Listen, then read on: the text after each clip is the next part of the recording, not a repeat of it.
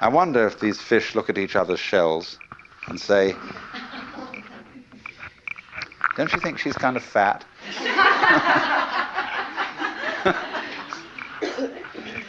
Oh my, those markings aren't really very well spaced. Because that's what we do. See, we don't realize that all of us in our various goings-on and behavior and so on are just as more marvelous, much more complicated, much more interesting. All these gorgeous faces that I'm looking at, you know, every one of them, some are supposedly pretty, some are supposedly not so pretty, but they're all absolutely gorgeous. And everybody's eyes is a piece of jewelry beyond compare. Beautiful. But we have specialized in a certain kind of awareness that makes us neglectful of that. You see, we specialize in more or less briefly concentrated, pinpoint attention. We look at this and we look at that. And we select from all the things we might possibly be aware of, only certain things.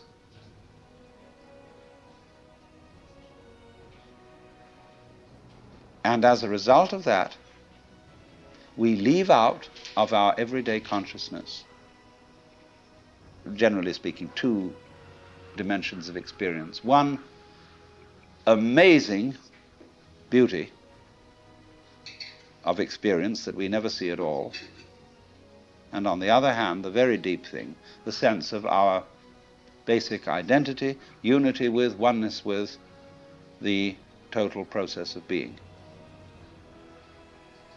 See, because we are staring, as it were, at certain features of the landscape, we don't see the background. And because we get fascinated with, you know, I could go into details of this shell, as I said, and put myself in the mind of a conch or whatever it is that lives in this thing, and say, that's not so hot, that one.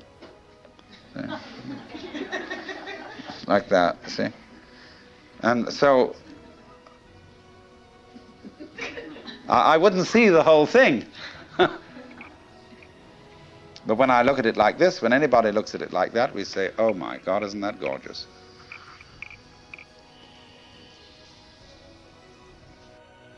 I was making a basic comparison between the state of consciousness of a baby and that of a so-called mature adult. Respectively what we would call undifferentiated and differentiated. The adult consciousness being highly selective, and the baby consciousness being very open and hardly selective at all, and therefore unable to distinguish what adults consider to be the important things, which have to do with the conventions and rules that the positive aspects, whether they be called good or pleasant or life-giving and so on, must prevail over the negative aspects.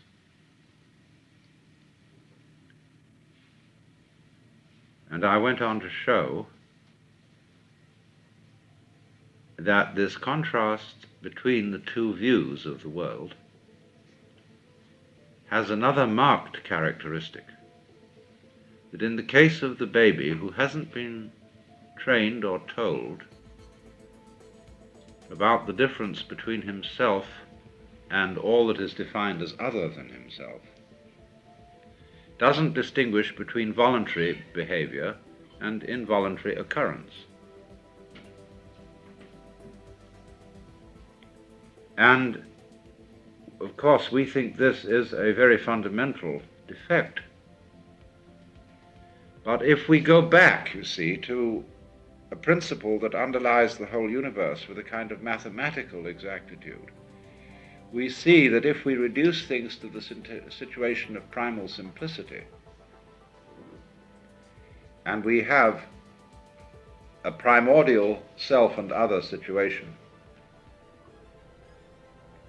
that is to say, two balls in space, there is absolutely no way of telling when they move which one of them is moving or which one is still. They must necessarily appear to move mutually.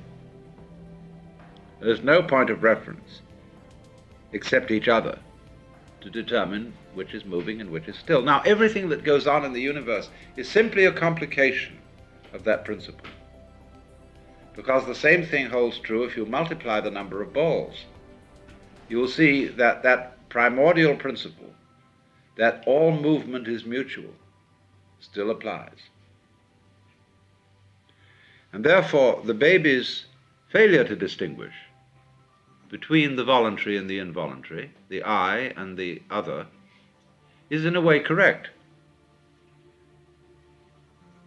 Psychologists, psychoanalysts in particular, make a great deal of this contrast and consider that the baby's view is inferior to the adult's.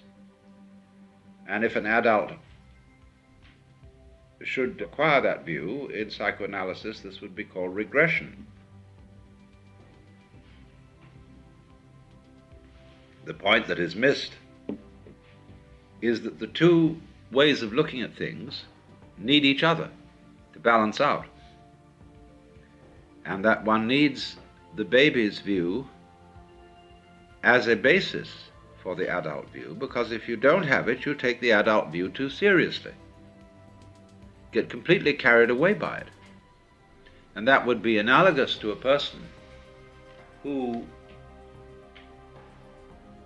in playing poker, loses his nerve because he doesn't realize it's only a game.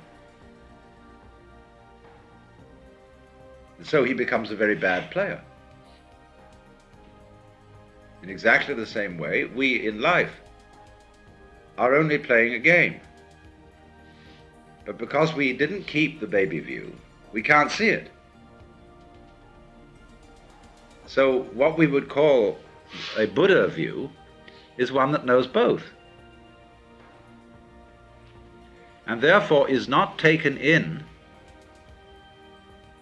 by the adult games, although perfectly capable of playing them, but insofar as they are not regarded as finally and absolutely serious,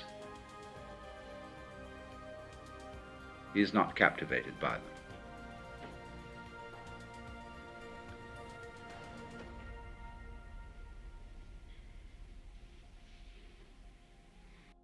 So there comes the time, you see, when the student can go in front of the master and not give a damn, because he sees, he's seen the point. There wasn't a problem. He made up the problem himself. He came and projected it on this master, who knew how to handle that kind of person, by making him much more stupid than he was before, until he sees the essential stupidity of the human situation, where we are playing a game of one-upmanship on other people and on the universe. How to get the better of life? Well, what makes you think you're separate from life so that you can get the better of it?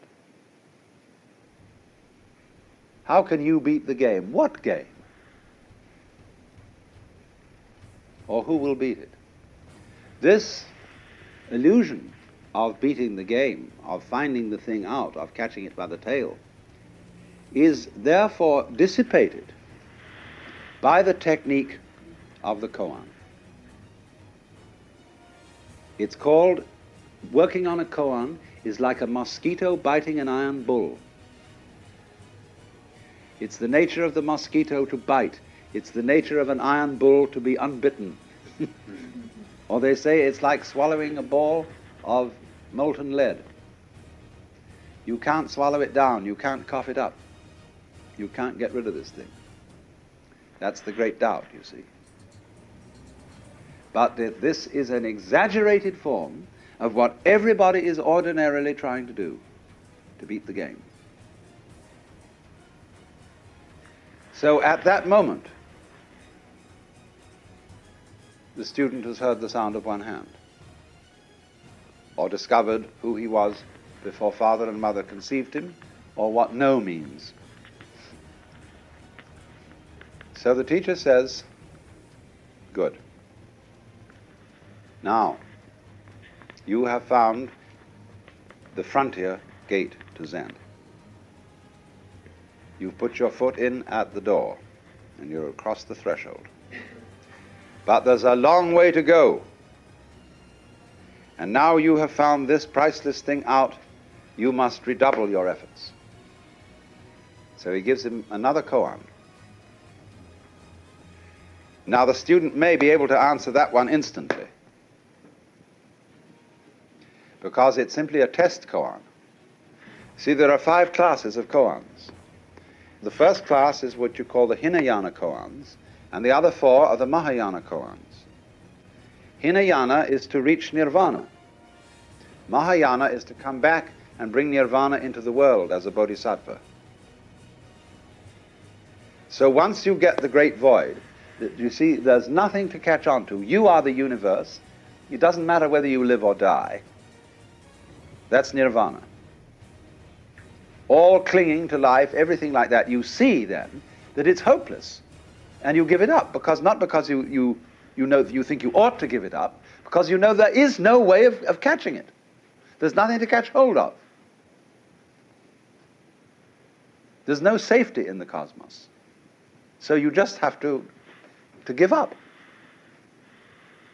Then, the next class of koans are such things as asking for miracles. In that class comes, take the 4 divisions of Tokyo out of your sleeve, or stop the booming of a distant bell, blow out a candle in Timbuktu.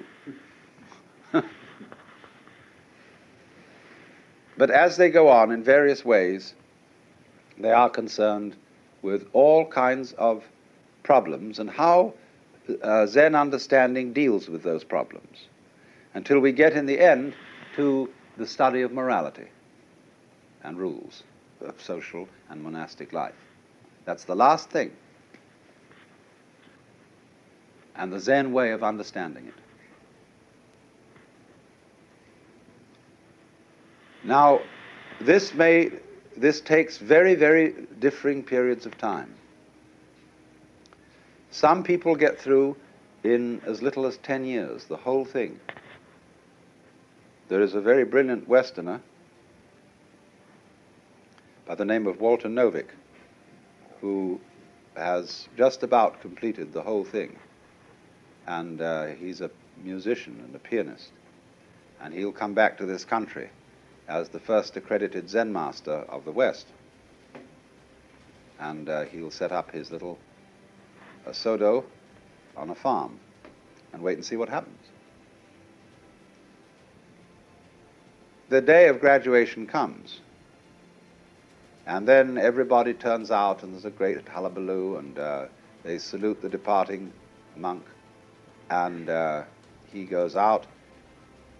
He may just become a layman, as I said, or become a temple priest, or he may be himself a Roshi. So when the Hindu and Buddhist philosophers speak of detachment from all this apparent world of separate beings, detachment means going with this whole thing and not resisting its change. And you can afford to go with it. You can afford to get mixed up in life and to fall in love and to get involved with all sorts of things. You can afford it if you know that it's an illusion. But this is not illusion in a bad sense of the word. Here's this Hindu word, crucial. The world is called Maya. This word, Maya, yes, it means illusion. It means magic. It means art. It means delineation or measurement. And so from matra we get meter. We also get matter, material. Isn't it funny that when we say material, today we mean something very real, whereas the root of the word is illusion. So you see, I mean, measurement is kind of an illusion. You don't find inches lying around. You can't pick up an inch. So in the same way that hours and inches and pounds and dollars and so on are actually imaginary. They're elaborate systems of cosmic bookkeeping with their little scratches on paper, little hairlines on dials. So in exactly that way, the distinction between things is maya, is imaginary. But what an imagination! In a way, to say that the world is maya is at the same time to say that what lies behind maya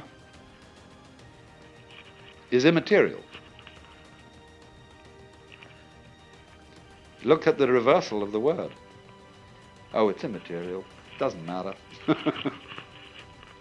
What matters? It's all this.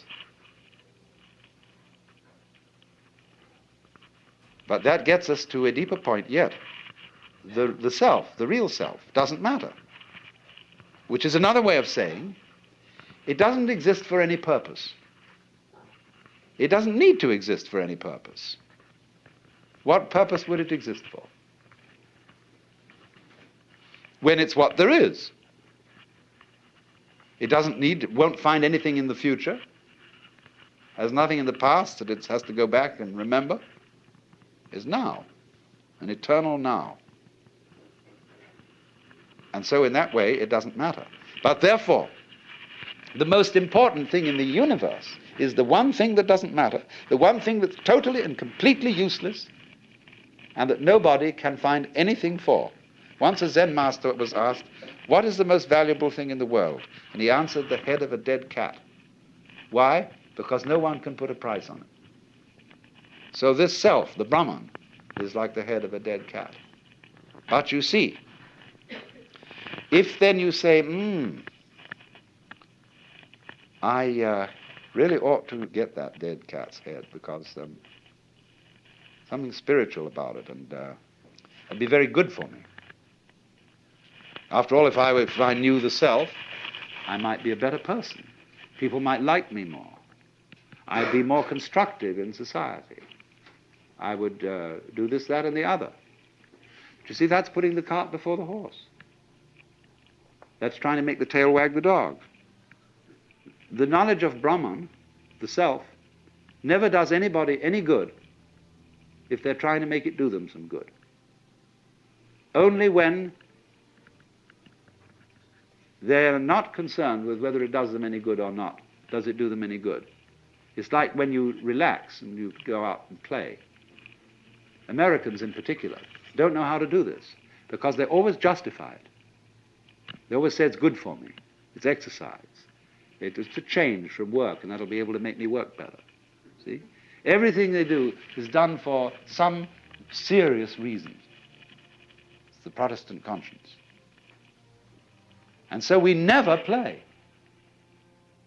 except very exceptionally, because play is that which is done just for itself, for fun. So the self, the Atman, the Brahman, exists for fun. It has no reason to exist. It's completely useless. And it is, therefore, Maya is linked with the word lila. And that means play. Also, of course, the word illusion in English is derived from the Latin ludere, to play. So the nature, you might say, of the self is that it does no work. It only plays. Work is something serious, that you do for a purpose, because you believe that you've got to go on living. You work to survive, because you think you have to survive. That was one of the things they told you as a little child. You've got to go on, man. But you don't have to. This thing doesn't have to go on. That's why it does. I know that sounds paradoxical, but there's so many things in life that are like that. If I'm trying to impress people, I usually don't. If you try too hard with anything, you usually make a mess of it. And so this basic thing then is that the self, the Brahman behind the world, is engaged in play. It is in this sense that the Hindu philosophers say Brahman does not actually become the world. The meaning of that is he's playing at being it, or it's playing at being it, as distinct from working at it.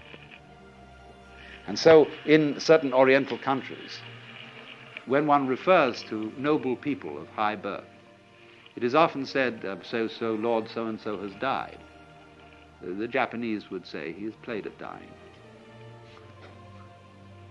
Or will he play at taking a journey to Tokyo?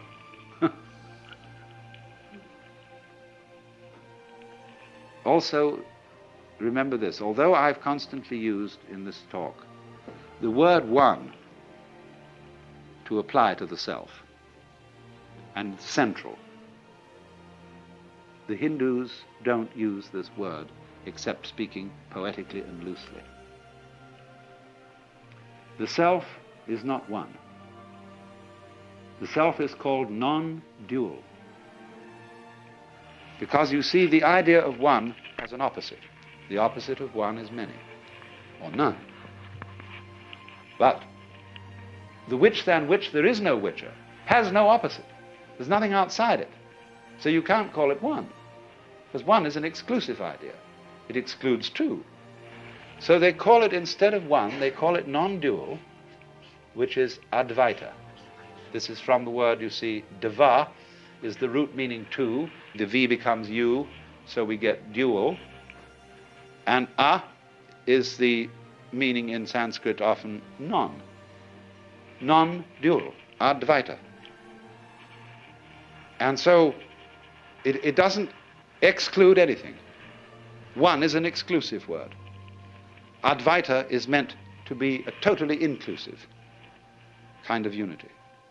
Now, of course, this word itself, when you look at it from a logical standpoint, is a dualistic word, just like one. It's the opposite of Dvaita, Dvaita and Advaita. But the idea here in Indian philosophy is to use this word in a certain way. Now, you know that on a flat surface, you can't draw 3 dimensions. Anything you draw will be in 2 dimensions. But why do we see 3 dimensions? Because of an artistic convention called one-pointed perspective, which will give you the illusion of a 3rd dimension. Now, in other words, a 2-dimensional line is being used to imply a 3rd dimension which can never be expressed on a flat surface. So in exactly the same way, Advaita is a word used specially to designate what lies beyond all logical categories. When you have fulfilled your Swadharma, you go into the Vanaprastha stage. Now, anciently that meant that you actually did go out into the forest, and you became, of all things, it's called a Shramana in Sanskrit. Sramana. And it is thought that that is the word shaman.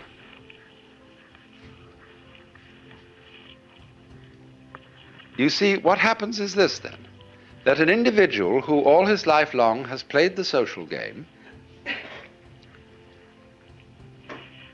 is then says, well, now I've done that. I've assumed this role, I've become identified with tinker, tailor, soldier, sailor, whatever it was.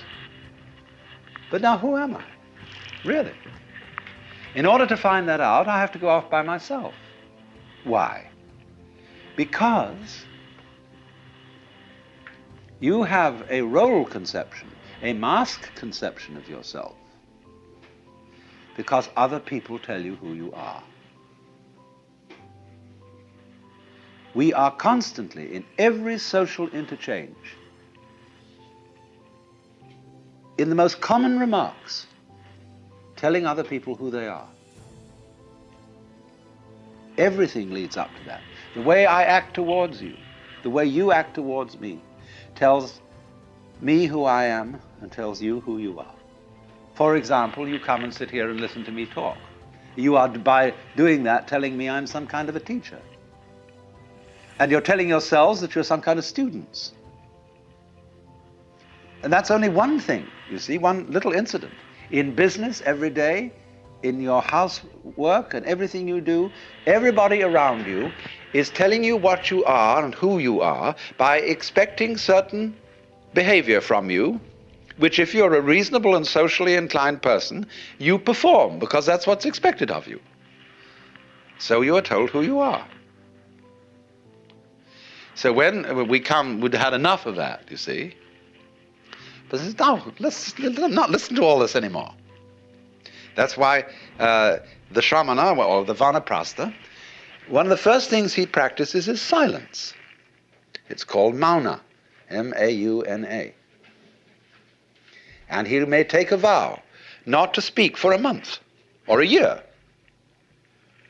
And after about a month of Mauna, you don't only stop talking, but you stop thinking in words.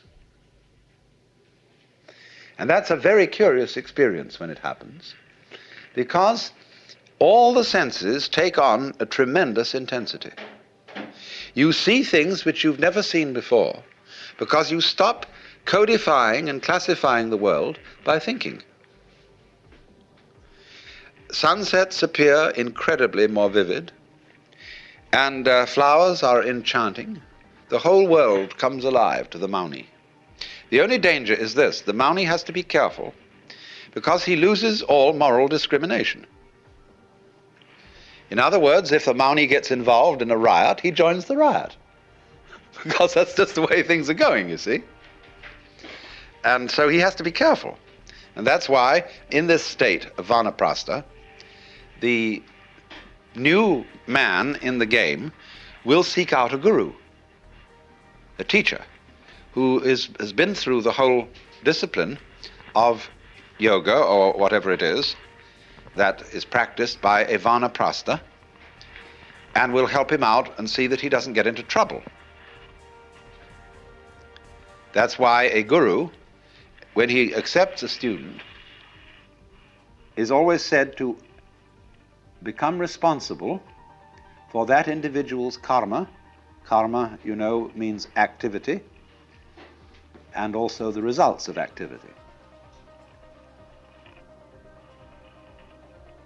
So you see what's happened.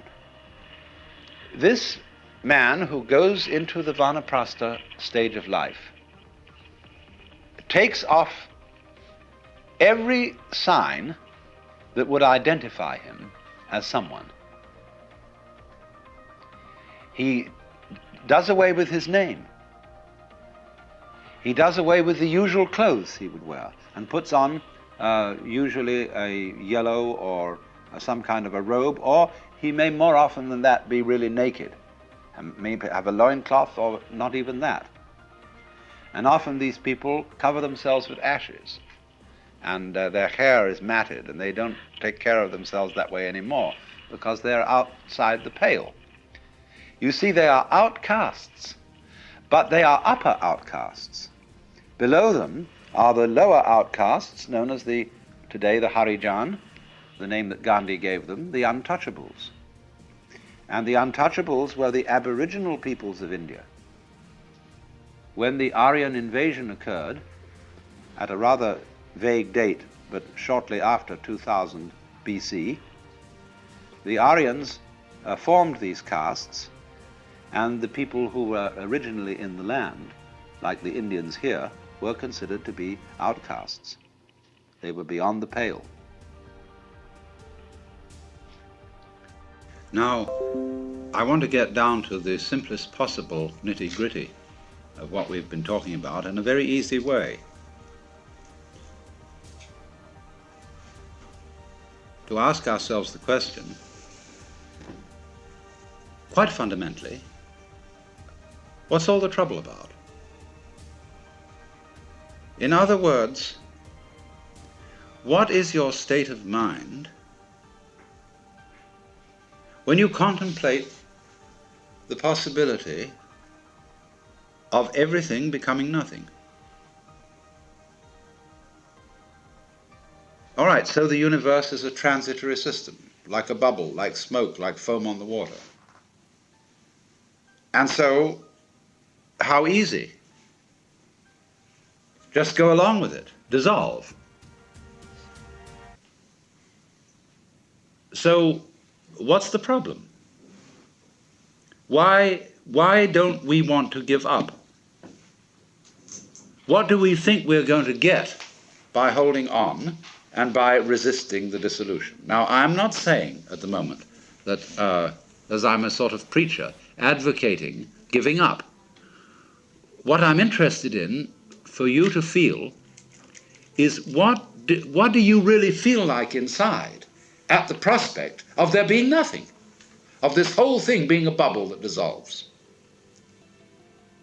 You see, about death, the reality of approaching death, people are apt to feel chilly, cold, lonely, scared because it's an unknown. The most frightening thing about death is there might be something beyond it, and you don't know what it is. You remember facing the world as a child, or at any time, the world is full of threats, mostly from other people. And there are monsters. There are all sorts of things which scare you, but beyond every monster is death. Dissolution is the end of it all. And by and large, the art of government is to fill that void beyond death with threats of a rather unspecified nature, so that we can rule people by saying, if you don't do as I tell you, I'll kill you, or you'll kill yourself. And so long as we can be scared of that, and so long as we can be made to think of death as a bad thing, we can be ruled. And that is why no government likes mystics. Because if we define the mystic as the person who is no longer scared of death, because the mystic is, in the simplest possible language, the person who understands that you have to have nothing to have something. So, you can't fundamentally scare the mystic with death. Because, say, well, what end can it all come to? What's all the trouble about? The most it can come to is nothing. I mean, there may be some troubles on the way of resisting this, basically resisting it. I mean, as you might say, the very cells in your body resist their dissolution. And so, in this resistance, there's an experience called pain, which we've been discussing. But beyond pain is annihilation. Or so it seems, anyway. What will it be like to go to sleep and never wake up? Nobody can think about it. But what is that state when you're teased out of thought? See, get with it. Going to sleep and never waking up.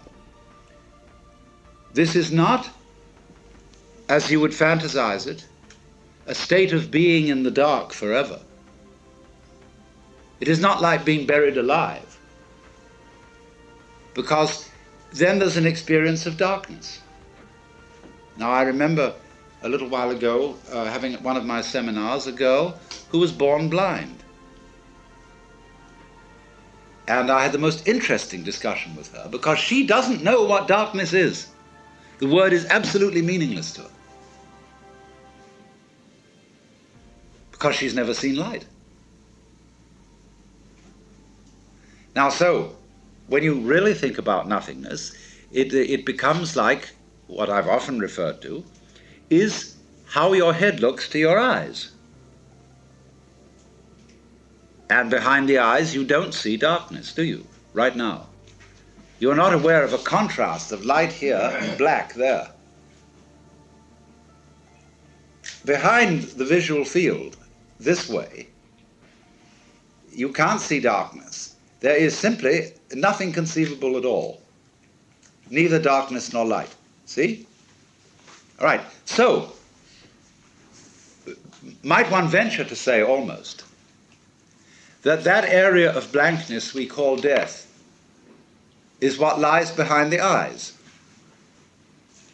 In other words, it is what we can't think about that's what's watching.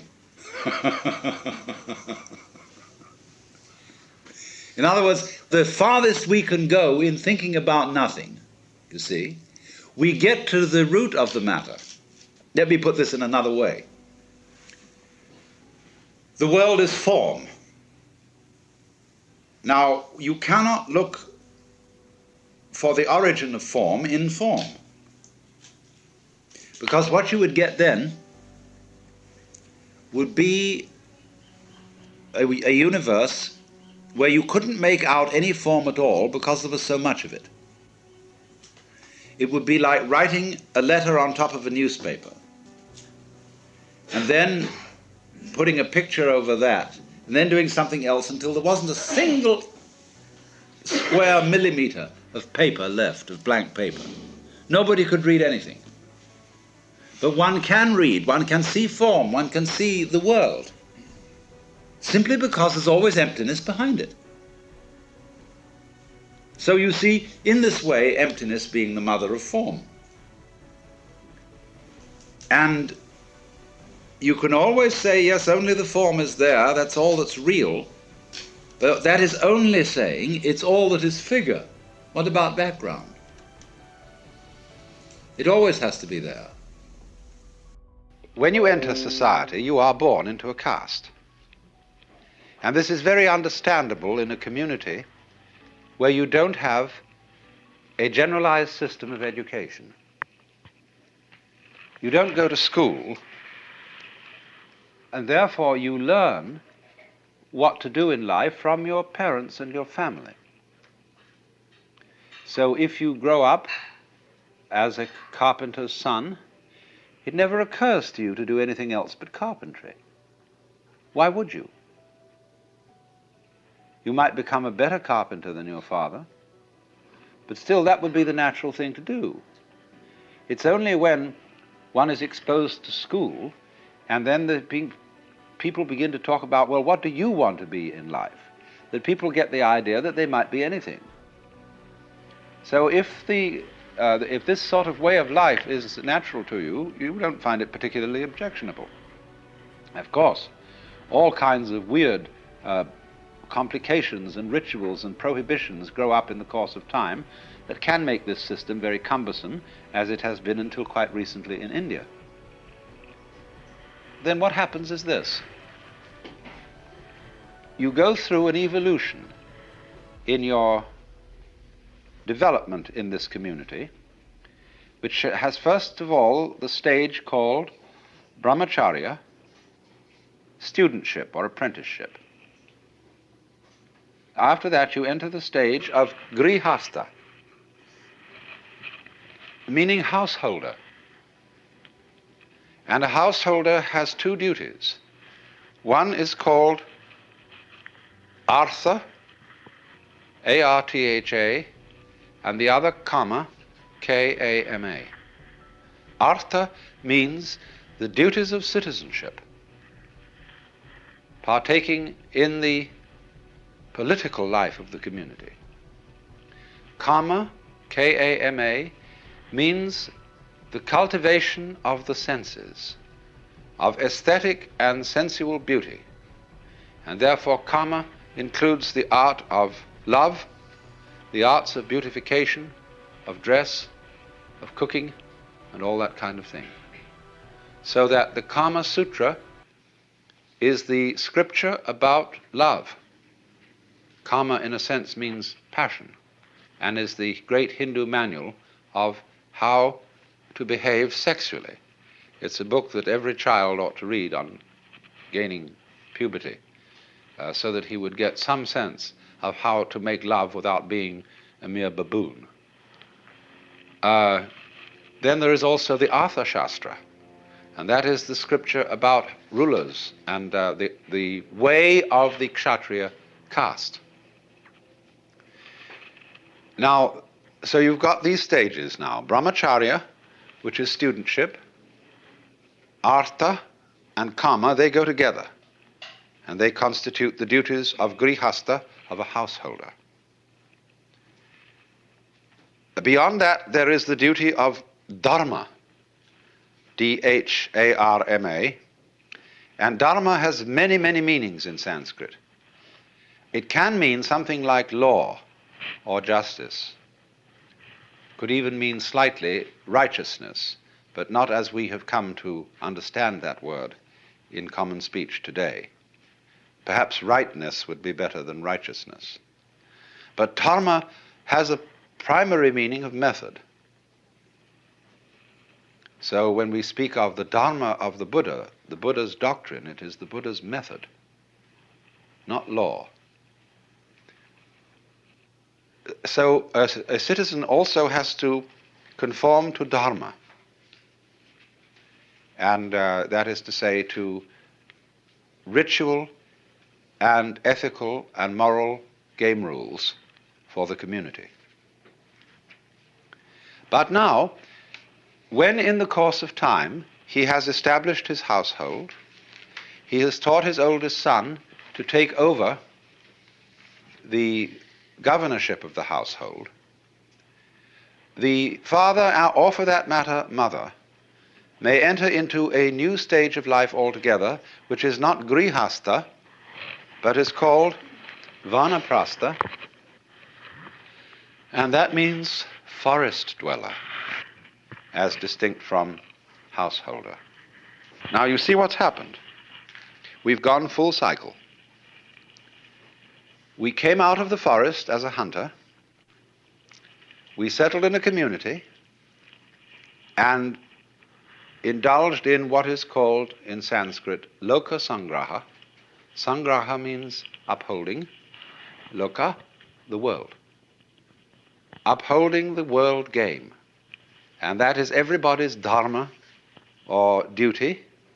Dharma can also be translated duty. And svadharma, SVA in front of dharma, means your own duty, or better, your own function, which we would translate into English as vocation.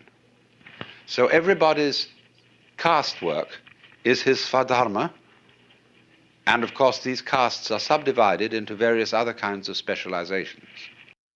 Now, let's get practical. You say, okay, I understand what you are saying theoretically, but I know that I would be terrified if somebody was going to tell me that I'm going to die. And that I would look frantically around for some doctor, some sort of something, that this panic to live is in us in an uncontrollable way, and this is part of the reason why we say we have an instinct to survive. The instinct is this panic. So let's take another step now, in the same way as I showed you steps about realizing that you don't have an ego. You say to yourself in the ordinary way, when you feel that panic, you feel a bit ashamed of it, even though you've been taught that you should do everything possible to survive. See what a bind you're in here? So one feels, oh goodness, I must face this thing calmly and bravely and not be in this panic. But the point of the fact is, you are in a panic, and you can't stop it. Now that's very important, because this is another way of showing you the same thing that death is showing you, that you can't do anything about it. Just as when you finally realize you can't do anything about the death, You could have solved all that before by understanding you couldn't do anything about the panic. But if you think all the time, I'm supposed to stop this panic, then all that happens is you're at cross purposes with yourself again. The panic is, of course, put off in the ordinary way. We all know we're going to die. But it's sufficiently far off so that we can put it out of our minds. And anybody who does put it into our minds in the ordinary way is taken to be a skeleton at the banquet, a Cassandra, and gloomy, so that the old-fashioned preacher of bygone days who preached about death, and those monks who kept skulls on their desks, and all that sort of thing is regarded today as very morbid. Why, in the Baroque times, there was a fashion for a while of making tombstones with marvelous sculptures of skeletons and bones all over them. And on the Via Veneto in Rome, there is a Capuchin church where down in the crypt there are chapels made where the altar furnishings and everything are made entirely from the bones of departed monks. Then we have among Tibetans and in Buddhists graveyard meditations, and they have trumpets in Tibetan Buddhism made of human thigh bones, and they have cups, ritual cups made of the domes of human skulls, richly worked in silver and turquoise. And we say all that is very morbid. So, from this point of view, you can see, first of all, theoretically, how death can solve its own problem. Now, if you say, I can only see it theoretically, and I can't go the whole way with you, then I will ask you, what is blocking you? Will you say, it gives me the heebie-jeebies and the horrors? I say, all right, so death is not the problem, the heebie-jeebies is the problem. So let's deal with the heebie-jeebies in the same way as with death. You cannot stop the heebie-jeebies. You think you should. I say, don't. The heebie-jeebies are very valuable. Not that they will stop you from dying, but because from them you will learn the same thing as you would learn from dying.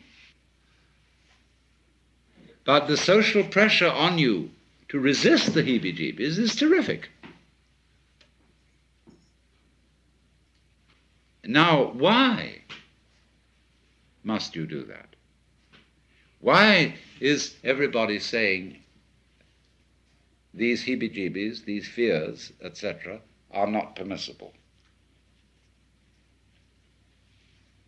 You wonder about that.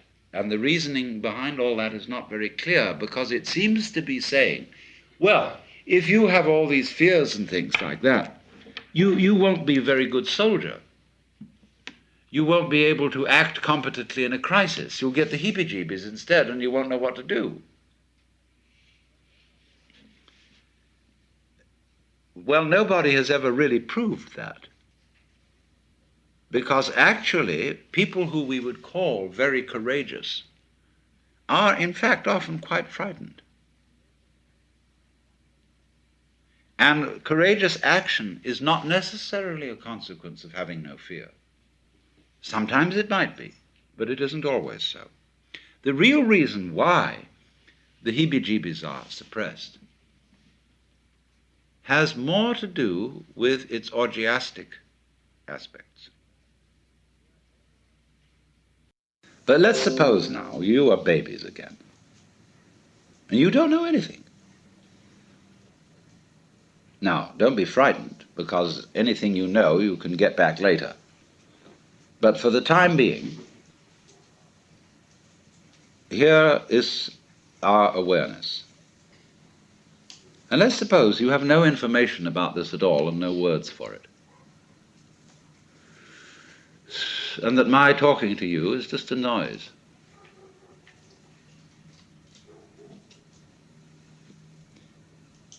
Now, don't try to do anything about this. Don't make any effort. Because naturally, by force of habit, certain tensions remain inside you, and certain ideas and words drift all the time through your mind, just like the wind blows or clouds move across the sky. Don't bother with them at all. Don't try to get rid of them. Just be aware of what's going on in your head, like it was clouds in the sky, or the crackling of the fire.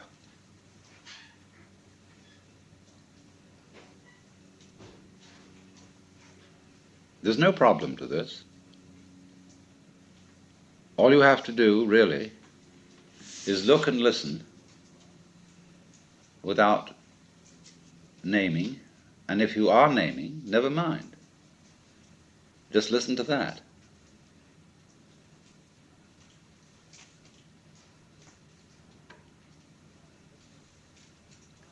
Now that you can't force anything here, that you can't willfully stop thinking and stop naming, is only telling you that the separate you doesn't exist. It isn't a mark of defeat. It isn't a sign of your lack of practice in meditation. That it runs on all by itself simply means that the individual separate you is a figment of your imagination. So you are aware at this point of a happening. Remember, you don't know anything about the difference between you and it. You haven't been told that. You've no words for the difference between inside and outside, between here and there, and nobody has taught you that what you see out in front of you is either near or far from your eyes. Watch a baby put out a finger to touch the moon.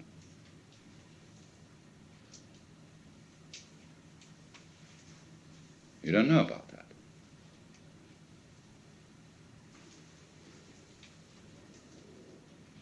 Just, therefore,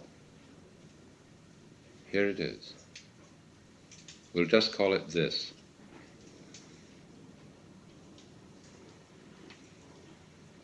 And if you will feel it, the going on, which includes absolutely everything you feel.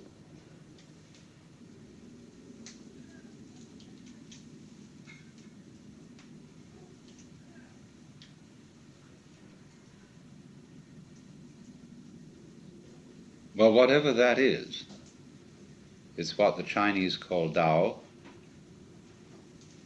what Buddhists call suchness, or tathata.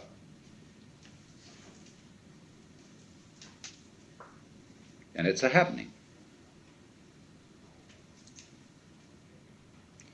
It doesn't happen to you, because where is that? You, what you call you, is part of the happening, or an aspect of it. It has no parts. It's not like a machine. And it's a little scary, because you'd say, well, who's in control around here? Why should there be anyone? Now, that's a very weird notion we have, that processes require something outside them to control them. It never occurred to us that processes could be self-controlling, even though we say to someone, control yourself. We can always, in order to think about self-control, we split a person in two, so that there's a you separate from the self that's supposed to be controlled. Well, how can that achieve anything? How can a noun start a verb? Yet it's a fundamental superstition that that can be done. in Buddhism, change is emphasized. First, to unsettle people who think that they can achieve permanence by hanging on to life. And it seems that the preacher is wagging his finger at them and saying, you know, like the Scotch preacher one day saying to Sunday congregation, preaching on the text, vanity of vanities, all is vanity. And what about the rich food you put into your mouths? 'Tis vanity. And the fine raiment you put on your backs? 'Tis vanity. And all your playing around, going to golf instead of coming to the kirk of the Sabbath? 'Tis vanity. And you'll be spending all your lives devoted to vanity. And the last day will come, the day of your death, and because you've devoted your life to vanity, you'll go down to the burning, fiery, brimstone pits of hell. And there you'll look up and say unto the Lord, oh Lord, I didn't know it. Oh Lord, I wouldn't have devoted my life to vanity if I'd known it. Oh Lord. And the Lord, he'll look down, and he'll say unto you, out of his infinite mercy, well, you know it now.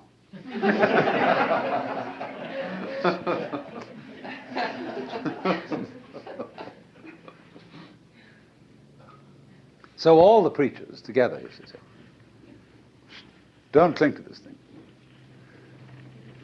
So then, as a result of that, and now I'm going to speak in strictly Buddhist terms, the follower of the way of Buddha seeks deliverance from attachment to the world of change. He seeks nirvana, the state beyond change, which the Buddha called the unborn, the unoriginated, the uncreated, and the unformed. But then you see, what he finds out is that in seeking a state beyond change, seeking nirvana as something away from samsara, which is the name for the wheel, he is still seeking something permanent. And so there are, as Buddhism went on, they thought about this a great deal. And this very point was the point of division between the two great schools of Buddhism, which in the south were Theravada, the doctrine of the Thera, the elders, sometimes known disrespectfully as the Hinayana. Yana means a vehicle, a conveyance, a diligence, or a ferry boat. This is a yana. And I live on a ferry boat because that's my job. Then there is the other school of Buddhism called the Mahayana. Maha means great. Hina, little. The great vehicle and the little vehicle. Now, what is this? The Mahayanists say, your little vehicle just gets a few people who are very, very tough ascetics and takes them across the other shore to nirvana. But the great vehicle shows people that nirvana is not different from ordinary life.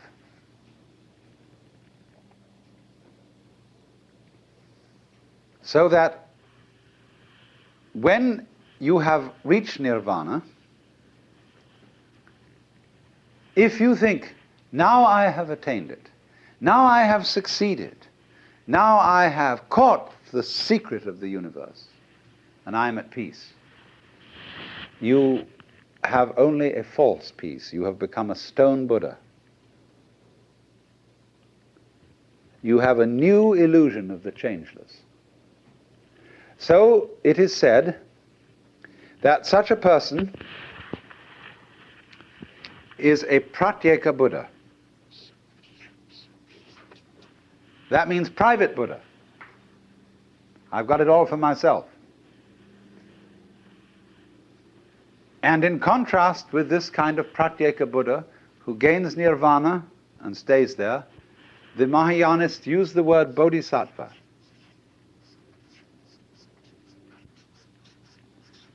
Sattva means essential principle, bodhi, awakening. A person whose essential being is awakened. The word used to mean junior Buddha, someone on the way to becoming a Buddha. But in the course of time, it came to mean someone who had attained Buddhahood, who had reached nirvana, but who returns into everyday life to deliver all other beings. This is the popular idea of a bodhisattva,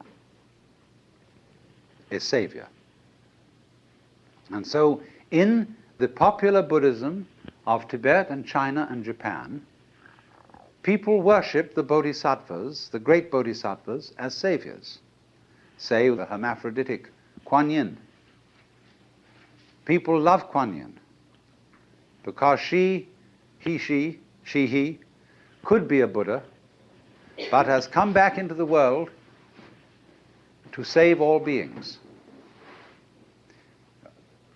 The Japanese call he, she, Kannon. And they have in Kyoto an image of Kannon with 1,000 arms, radiating like a great aureole all round this great golden figure. And these 1,000 arms are 1,000 different ways of rescuing beings from ignorance. Kannon is a funny thing. I remember one night when I suddenly realized that Kannon was incarnate in the whole city of Kyoto. That this whole city was Kannon. That the police department, the taxi drivers, the fire department, the mayor and corporation, the shopkeepers, insofar as this whole city was a collaborate effort to sustain human life. However bumbling, however inefficient, however corrupt, it was still a manifestation of Kannon, with its 1,000 arms, all working independently, and yet one. So they revere those bodhisattvas as the saviors who've come back into the world to deliver all beings. But there is a more esoteric interpretation of this. The bodhisattva returns into the world. That means he has discovered that you don't have to go anywhere to find nirvana. Nirvana is where you are, provided you don't object to it. The next thing that comes up, the second of the Noble Truths, is about the cause of suffering. And this in Sanskrit is called Trishna.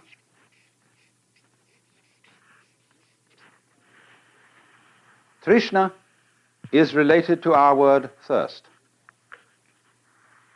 It's very often translated desire. That will do.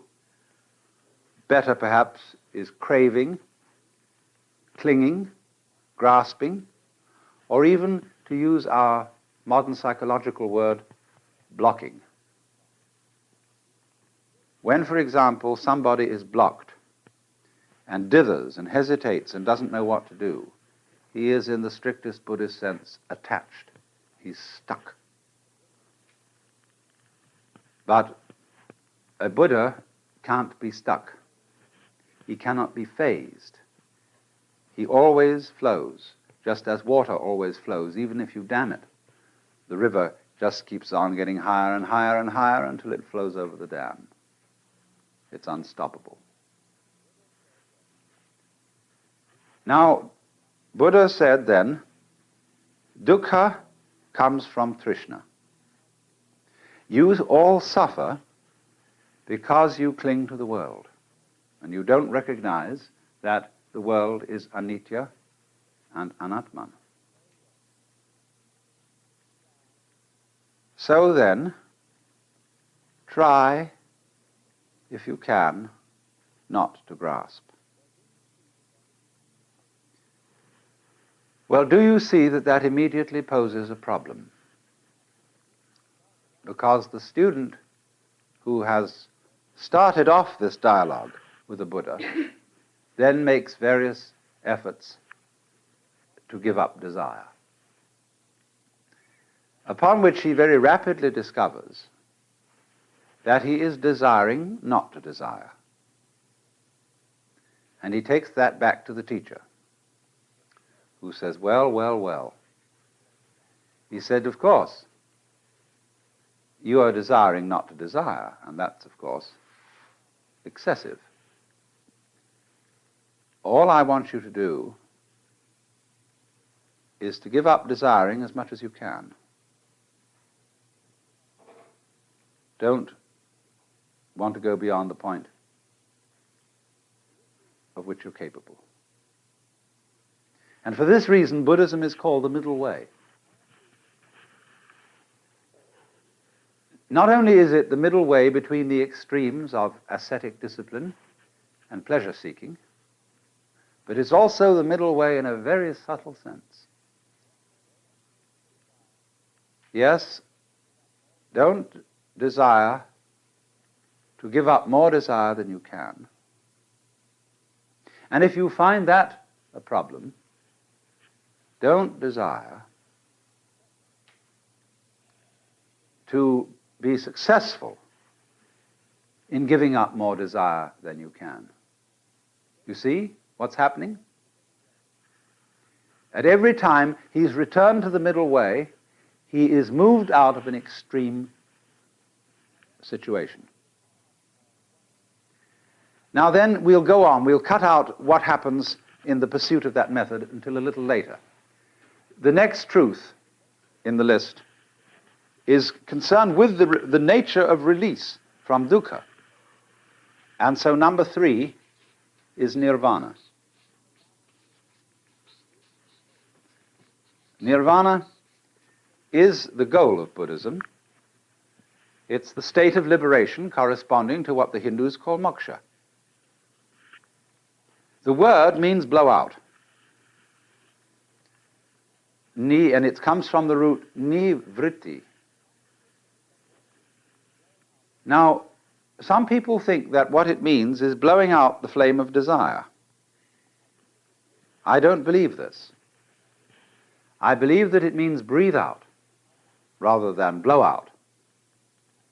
Because if you try to hold your breath, and in Indian thought, prana, breath, is the life principle. If you try to hold on to life, you lose it. You can't hold your breath and stay alive. It becomes extremely uncomfortable to hold on to your breath. And so in exactly the same way, it becomes extremely uncomfortable to spend all your time holding on to life.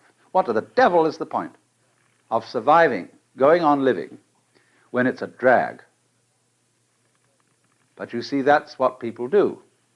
They spend enormous efforts on maintaining a certain standard of living, which is a great deal of trouble. You know, you get a nice house in the suburbs, and the first thing you do is you plant a lawn. You've got to get out and mow the damn thing all the time. And you buy expensive this, that, and soon you're all involved in mortgages, and instead of being able to walk out in the garden and enjoy it, you sit at your desk looking at all the books and filling out this, that, and the other, and paying bills and answering letters. What a lot of rot. But you see, that is holding on to life. So, translated into colloquial American, nirvana is because if you let your breath go, it'll come back. So, nirvana is not annihilation. It's not disappearance into a sort of undifferentiated void. Nirvana is the state of being let go. It is a state of consciousness and a state of, you might call it, being, here and now, in this life. Well now, the essential of this whole system, as you see, is to use a hair of the dog that bit you for the cure of the bite. It's homeopathic. When people are under delusion, they cannot be talked out of the delusion. No amount of talk could persuade anybody that his ego is an illusion. Because he knows it's there. He knows I am I. And simply won't believe you if you tell him that this is nothing but post-hypnotic suggestion. So the only way to convince a fool of his folly is to make him persist in it. As Blake says, the fool who persists in his folly will become wise. By some psychiatrists I know when they get a person who overeats and is tremendously fat, the first thing they do is they make them put on 15 more pounds. And get an alcoholic terribly drunk. Oh, and sick and just as awful as could be, you see. Really make him go at it. See, that's a method that's used. Sometimes works, sometimes doesn't. It's a rather desperate method. Rather dangerous method. Zen is dangerous too. People could easily go crazy under this sort of strain without a good advisor. Well, it is clear, of course, that this method of Zen training is most unsuited to the modern age. And this is witnessed too by the fact that the temples are relatively empty. Myoshinji, the biggest one in Kyoto, is built to house 600 monks. There are only 80. And you might think that was quite a crowd, but it isn't compared with the old days. To young people in Japan today, this is all. We now come to the most complicated of all. Number 4, marga. Marga in Sanskrit means path. And the Buddha taught an 8-fold path for the realization of nirvana.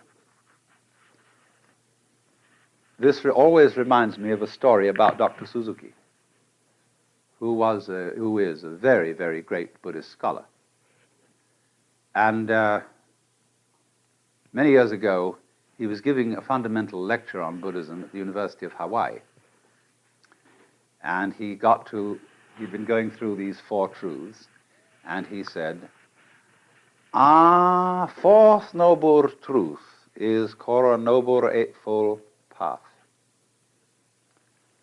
First step of noble 8-fold path called shoken. Shoken, Japanese, mean right view. All of Buddhism fundamentally is right view, right way of viewing this world. Second step of Noble Eightfold Path is, I forget second step, you look it up in the book.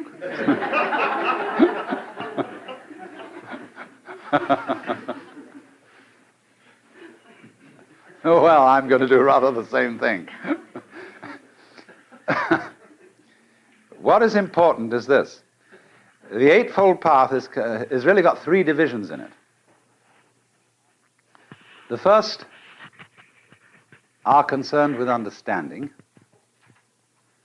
The second division is concerned with conduct. And the third division is concerned with meditation. And every step in the path is preceded by the Sanskrit word samyak, in which sam is the key word. In Pali, samma. And so the first step, samyak drishti, which means, drishti means a view, a way of looking at things a vision, an attitude, something like that. But this word samyak is in ordinary texts on Buddhism almost invariably translated right. This is a very bad translation. It does, of course, the word is used in certain contexts in Sanskrit to mean right, correct. But it has other and wider meanings. Sam means, like our word sum, which is derived from it, complete, total, all-embracing. It also has the meaning of middle way, representing, as it were, the fulcrum, the center, the point of balance in a totality. Middle-weighed way of looking at things, middle-weighed way of understanding the Dharma, middle-weighed way of speech, of conduct, of livelihood, and so on. Now, this is particularly cogent when it comes to Buddhist ideas of behavior. Wherever the human organism gets into a certain kind of extreme, it starts an oscillating process going.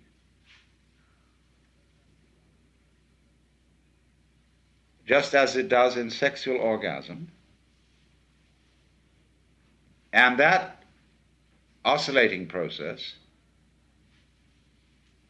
will inspire in others an emotion which they cannot identify either as disgust or as lust. They don't know quite what it is.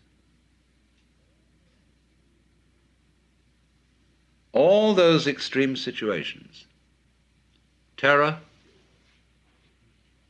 and, as we shall see more, response to pain, have an orgiastic quality. And they are therefore embarrassing because they conflict with our image of ourselves as in control, composed, deported. That's in the sense of deportment.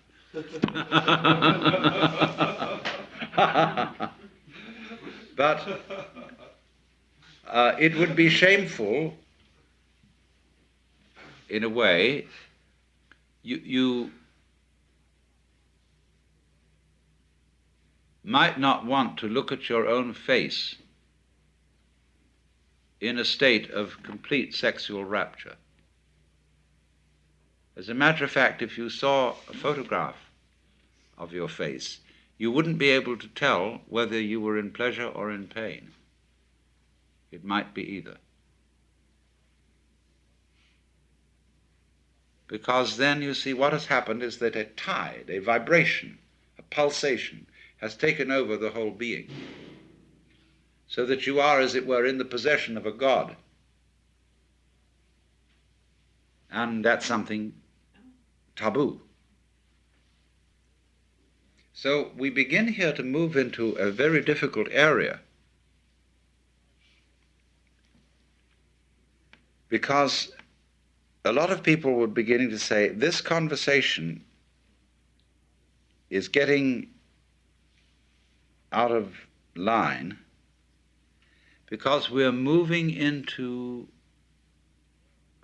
what are normally called perverse experiences. And the two critical forms of perverse experience are sadism and masochism, where there is the association of pain and ecstasy. In sadism, the confusion of another person's suffering with that person's sexual orgasm.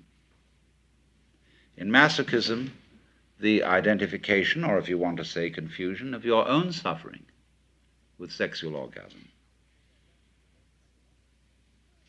Now we say, well, that's pathological, that's absurd. But it exists. People do it all the time, both ways, and sometimes both together.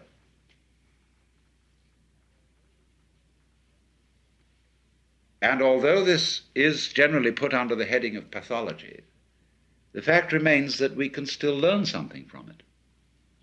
There's an important principle in there, somehow, somewhere. And perhaps in people who are sadists and masochists, the phenomenon is somehow out of hand because they don't understand the principle.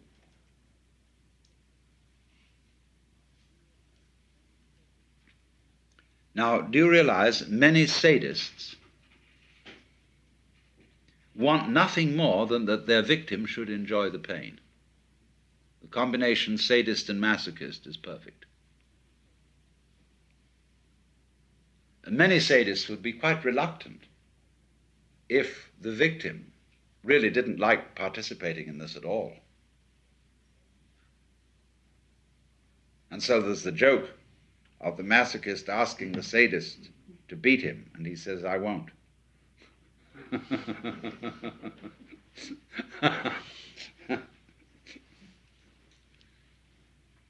But what happens here is that pain and the attendant convulsive behavior of the organism is associated with the erotic. A different value is given to the same symptoms, as, say, it is common in France to get a young woman really aroused, you know, and she will say, "Tue-moi, tue-moi, kill me, kill me," as if to know, to go as far as you can in throwing yourself away to somebody else. You know, do anything you want to. And in that abandon, you see, there is the possibility that an undulation of feeling, which is total orgiastic feeling, may take over. And in that feeling, you see, you are one with what is happening completely. And that's what everybody, as it were, finally aspires to.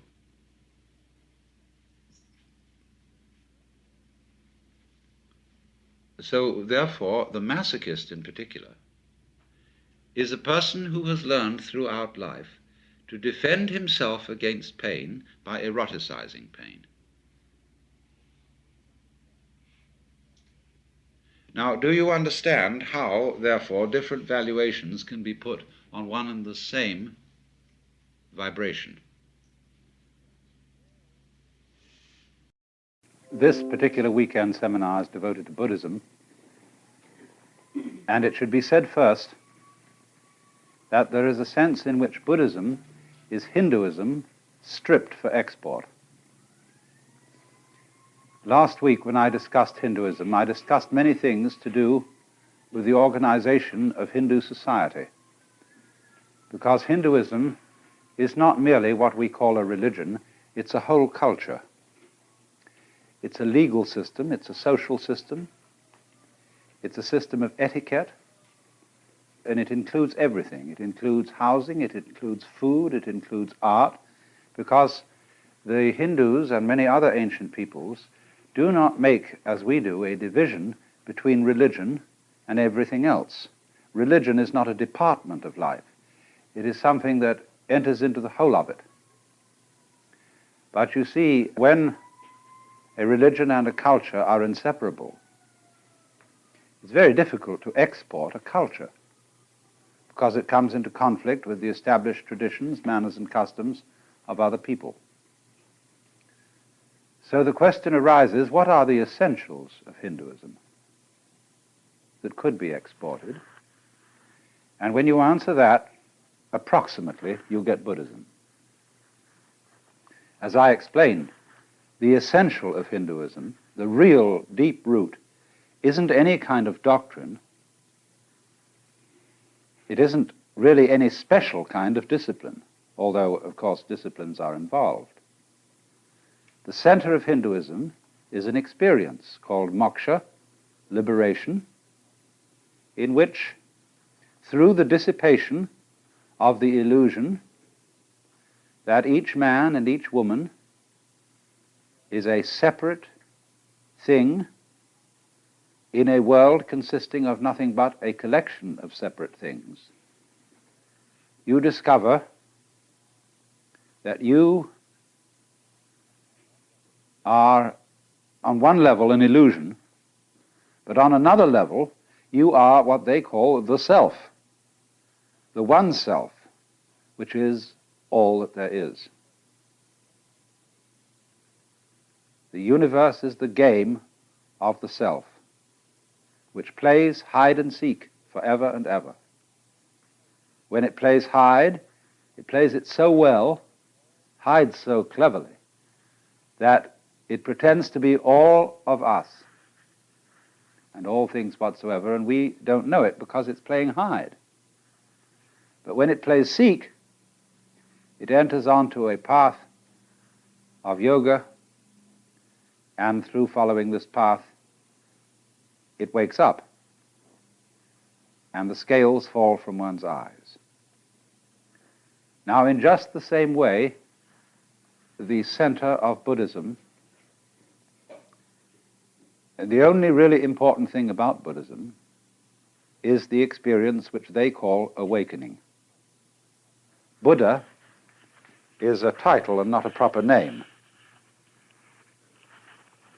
It comes from a Sanskrit root, bud, and that sometimes means to know, but better, waking. And so you get from this root bodhi, that is the state of being awakened, and so Buddha, the awakened one, the awakened person. And so there can, of course, in Buddhist ideas, be very many Buddhas. The person called the Buddha is only one of myriads, because they, like the Hindus, are quite sure that our world is only one among billions, and that Buddhas come and go in all the worlds. But sometimes, you see, there comes into the world what you might call a big Buddha, a very important one. And such a one is said to have been Gautama, the son of a prince living in northern India, in the part of the world we now call Nepal, living shortly after 600 BC. All dates in Indian history are vague, and so I never tried to get you to remember any precise date, like 564, which some people think it was. But just after 600 BC is probably right.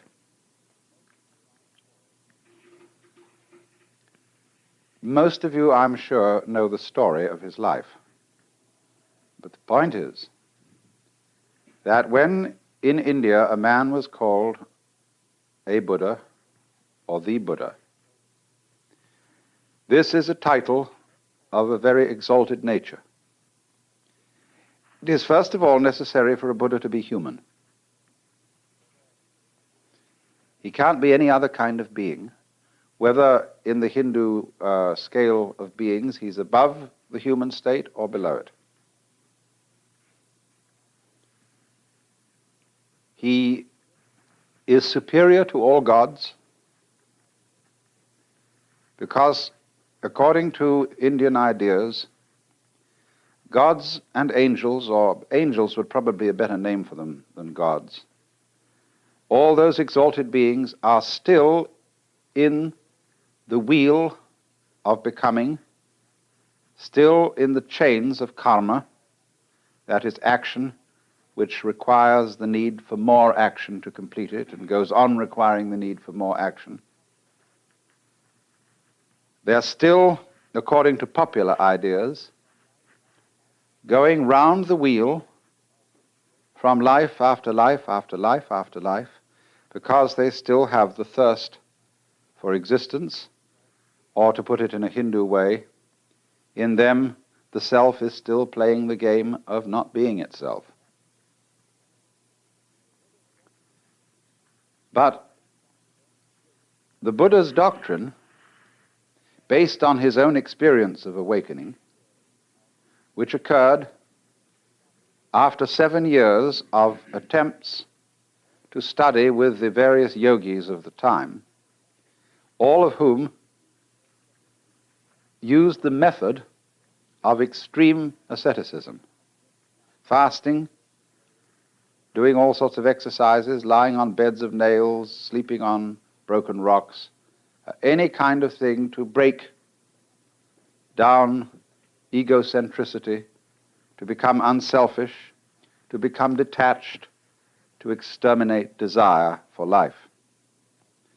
But Buddha found that all that was futile. That was not the way. And one day he broke his ascetic discipline and accepted a bowl of some kind of milk soup from a girl who was looking after cattle. And suddenly, in this tremendous relaxation, he went and sat down under a tree, and the burden lifted. He saw completely that what he had been doing was on the wrong track. You can't make a silk purse out of a sow's ear. And no amount of effort will make a person who believes himself to be an ego be really unselfish. So long as you think and feel that you are a somewhat contained in your bag of skin, and that's all, there is no way whatsoever of your behaving unselfishly. Oh yes, you can imitate unselfishness. You can go through all sorts of highly refined forms of selfishness, but you're still tied to the wheel of becoming by the golden chains of your good deeds, as the obviously bad people are tied to it by the iron chains of their misbehaviors. So you have this process, which is quite spontaneous, going on. We call it life. It's controlling itself. It's aware of itself. It's aware of itself through you. You are an aperture through which the universe looks at itself. And because of the universe looking at itself through you, there's always an aspect of itself that it can't see. So it is like that snake, you see, that is pursuing its tail, because the snake can't see its head, like you can't. We always find, as we investigate the universe, make the microscope bigger and bigger, and we will find ever more minute things. Make the telescope bigger and bigger and bigger, and the universe expands because it's running away from itself. It won't do that if you don't chase it.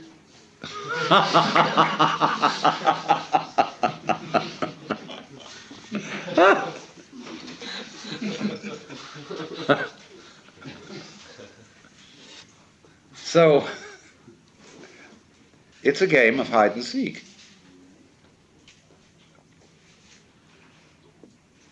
Really, when you ask the question, who is doing the chasing, you are still working under the assumption that every verb has to have a subject. That when there is an action, there has to be a doer. Well, that's what I will call a grammatical convention, leading to what Whitehead called the fallacy of misplaced concreteness. Like the famous "It" in "It Is Raining." So when you say, there cannot be knowing without a knower, this is merely saying no more than there can't be a verb without a subject. And that's a grammatical rule and not a law of nature. Anything you can think of as a thing, as a noun, can be described by a verb. And there are languages which do that. It sounds awkward in English. But face it, when you look for doers as distinct from deeds, you can't find them. Just as when you look for stuff underlying the patterns of nature, you can't find any stuff. You just find more and more patterns. There never was any stuff. It's a ghost. What we call stuff is simply patterns seen out of focus. And it's fuzzy. So we call it stuff. You know, it's like K-pop. So, we have these words, energy, matter, being, reality, even Tao. And we can never find them. They always elude us entirely. Although we do have the very strong intuition that all this that we see is connected or related. So we speak of a universe, although that word really means one turn. It's your turn now. Or like you make one turn to look at yourself, but you can't make two turns and see what's looking. So it's very simple, therefore. You only have to understand that you can't do anything about it. And as they say in Zen, you cannot take hold of it, but you can't get rid of it. And in not being able to get it, you get it. So all these trials that gurus put their students through have as their ultimate object convincing you that you can't do anything. Only it's convincing you very thoroughly. It's convincing you in more than a theoretical way. Now, perhaps I shouldn't tell you that. But you see, I'm not a guru, in that I don't give individual spiritual direction to people. And I give away the guru's tricks. That may not be very good, but on the other hand, those tricks are only necessary in the sense that I would say to someone, it's necessary for you to go to a psychiatrist if you think you must. And if you are not going to be satisfied without going to Japan and studying Zen Buddhism from a Roshi, okay, you better go. It isn't necessary unless you say it is. If that's the only thing that will satisfy you, and you feel that deep down inside you. If you've got that yen, therefore you've got that yen. But if on the other hand you haven't, you haven't. And I'm not going to put you down on that account, you see. The point is, what do you want to do? What is it in you to do? But there it is, that you can struggle and struggle and struggle, and indeed will do so, as long as you have the feeling inside you that you're missing something.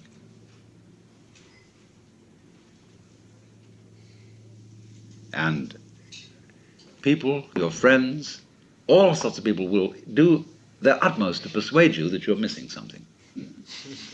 Because they're missing something, and they think they're getting it through a certain way.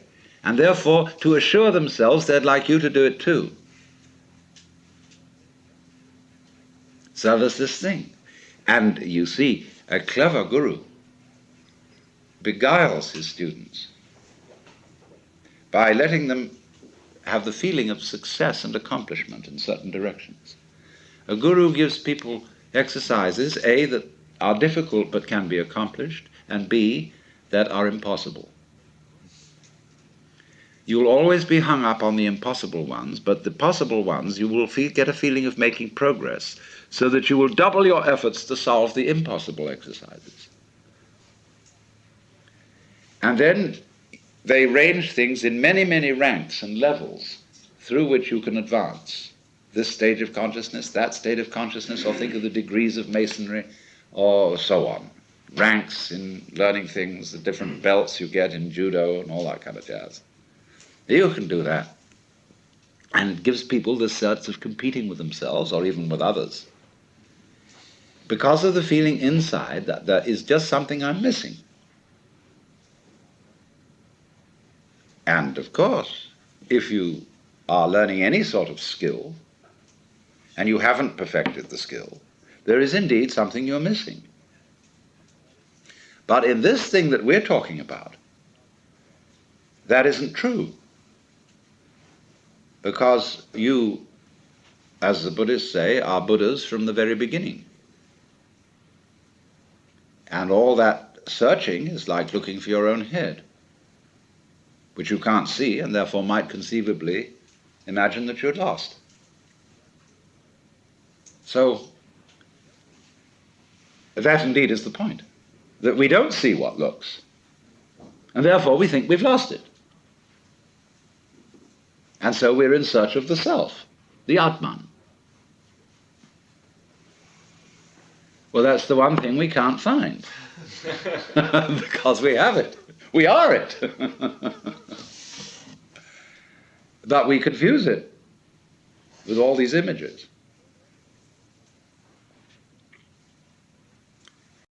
Every Buddhist in all the world, practically, as a layman, if he's not a monk, undertakes what are called Panchasila, the 5 good conducts. Sila, S-I-L-A, is sometimes translated precept, but it's not a precept because it's not a commandment. The formula, when Buddhists, these priests say chant the precepts, Panatipata veramani sikapadang samadhyami.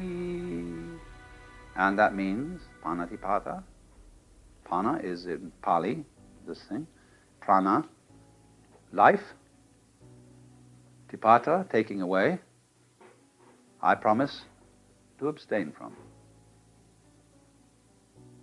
So the first is that one undertakes not to destroy life.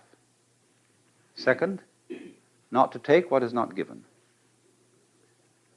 Third, this is usually translated, not to commit adultery. It doesn't say anything of the kind.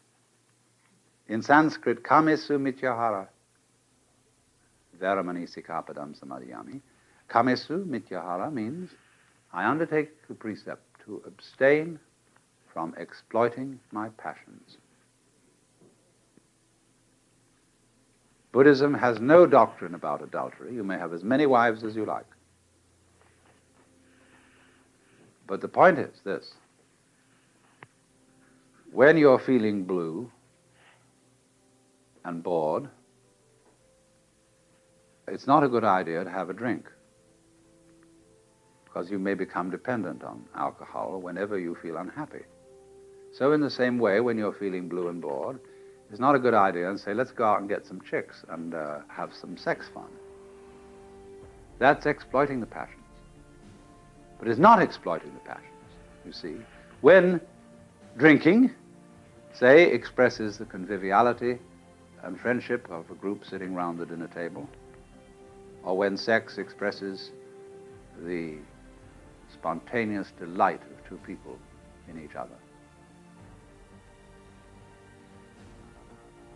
Then the 4th precept, musavada, to abstain from false speech.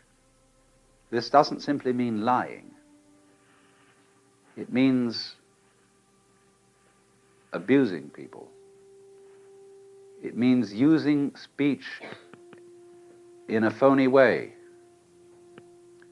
like saying, all niggers are thus and so, or the attitude of America to this situation is thus and thus. You see, that's phony kind of talking. Anybody who studies general semantics will be helped in avoiding musavada, false speech. The final precept is a very complicated one, and nobody's quite sure exactly what it means. It mentions 3 kinds of drugs and drinks: sura, merya, majja, pamadatana. We don't know what they are. But at any rate, it's generally classed that narcotics and liquors. Now, there are 2 ways of translating this precept. One says to abstain from narcotics and liquors. The other liberal translation, favored by the great scholar Dr. Malalasekara, is I abstain from being intoxicated by these things. So if you drink and don't get intoxicated, it's okay. You see? You don't have to be a teetotaler to be a Buddhist. This is especially true in Japan and China. My goodness, how they throw it down.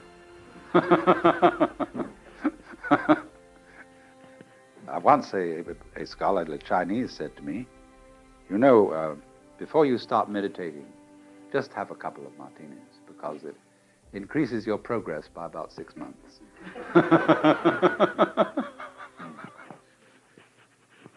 Well, now you see, these are, as I say, they are not commandments, they are vows. Buddhism has in it no idea of there being a moral law laid down by some kind of cosmic lawgiver. And the reason why these precepts are undertaken is not for a sentimental reason. It is not that you're going to make you into a good person. It is that for anybody interested in the experiments necessary for liberation, these ways of life are expedient. First of all, if you go around killing, you're going to make enemies. And you're going to have to spend a lot of time defending yourself, which will distract you from your yoga. If you go around stealing, likewise, you're going to acquire a heap of stuff, and you're going to, again, make enemies. If you exploit your passions, you're going to get a big thrill, but it doesn't last. When you begin to get older, you realize, well, that was fun while we had it, but I haven't really learned very much from it. And now what? Same with speech. Nothing is more confusing to the mind than taking words too seriously. We've seen so many examples of that. And finally, to get intoxicated or narcotized, a narcotic is anything like alcohol or opium, which makes you sleepy. The word narcosis in Greek means narx is sleep. So if you want to pass your life seeing things through a dim haze, this is not exactly awakening.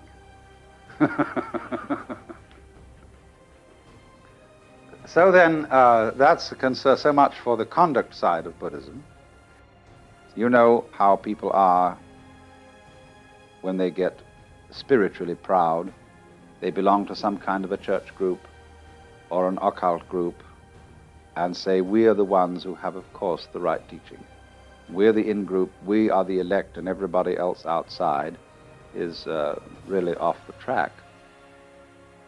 But then comes along someone who one-ups them by saying, well, in our circles we're very tolerant, and we accept all religions and all ways as leading to the one. But what they're doing is they're playing the game called, we are more tolerant than you are. You see, and in this way, the egocentric being is always in his own trap. So Buddha saw that all his yoga exercises and ascetic disciplines had just been ways of trying to get himself out of the trap in order to save his own skin, in order to find peace for himself. And he realized that that is an impossible thing to do because the motivation ruins the project. He found out then, you see, that there was no trap to get out of except himself. Trap and trapped are one. And when you understand that, there isn't any trap left. I'm going to explain that, of course, more carefully. So, as a result of this experience, he formulated what he calls the Dharma. That is the Sanskrit word for method. You will get a certain confusion when you read books on Buddhism because they switch between Sanskrit and Pali words. The earliest Buddhist scriptures that we know of are written in the Pali language, and Pali is a softened form of Sanskrit. So that, for example, whereas the doctrine of the Buddha is called in Sanskrit the Dharma, but in Pali, and in many books of Buddhism, you'll find the Buddha's doctrine described as the Dhamma. And so in the same way, karma in Sanskrit becomes in Pali kamma. Buddha remains the same.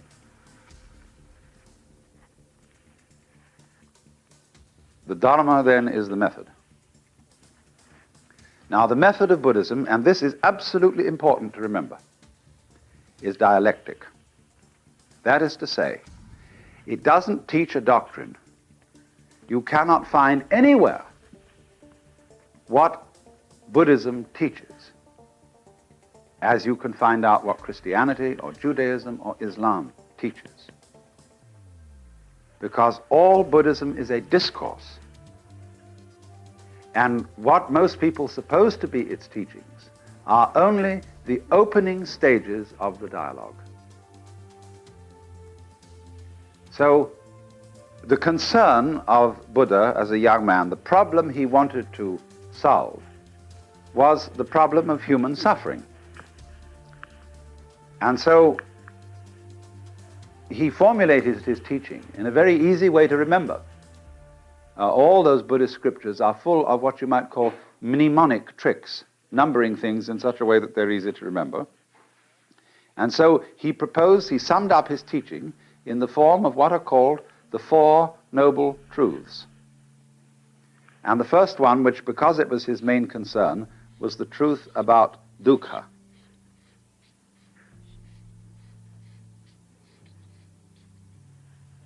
Dukkha, suffering, pain, frustration, chronic dis-ease. It is the opposite of sukha, which means sweet, pleasure, etc. So, insofar as the problem posed in Buddhism is dukkha, I don't want to suffer, and I want to find someone or something that can cure me of suffering. That's the problem. Now, then if there's a person who solved the problem, a Buddha, people come to him and say, Master, how do we get out of this problem?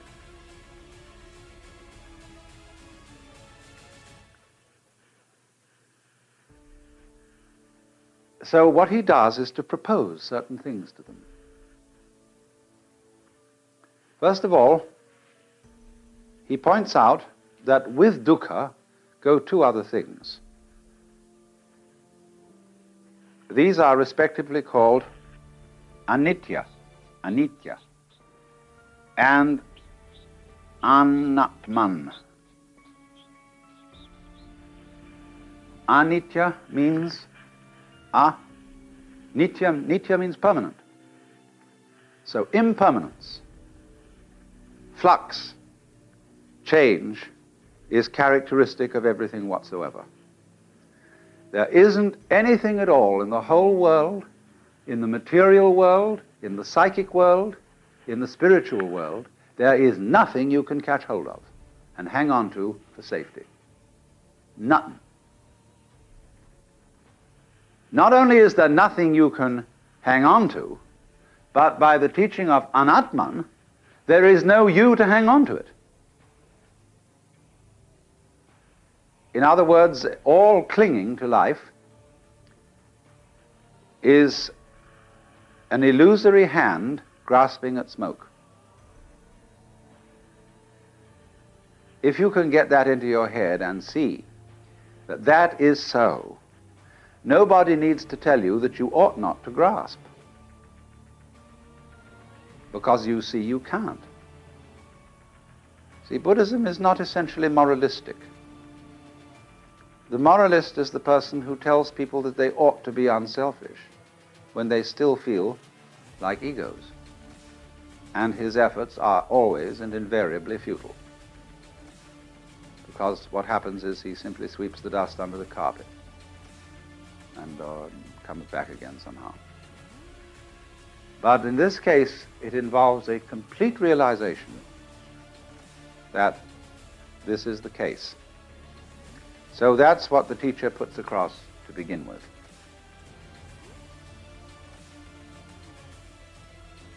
The self is also known in Sanskrit as Brahman. This is a neuter word. Brahman is from the root BRH, br, which means to expand, to grow.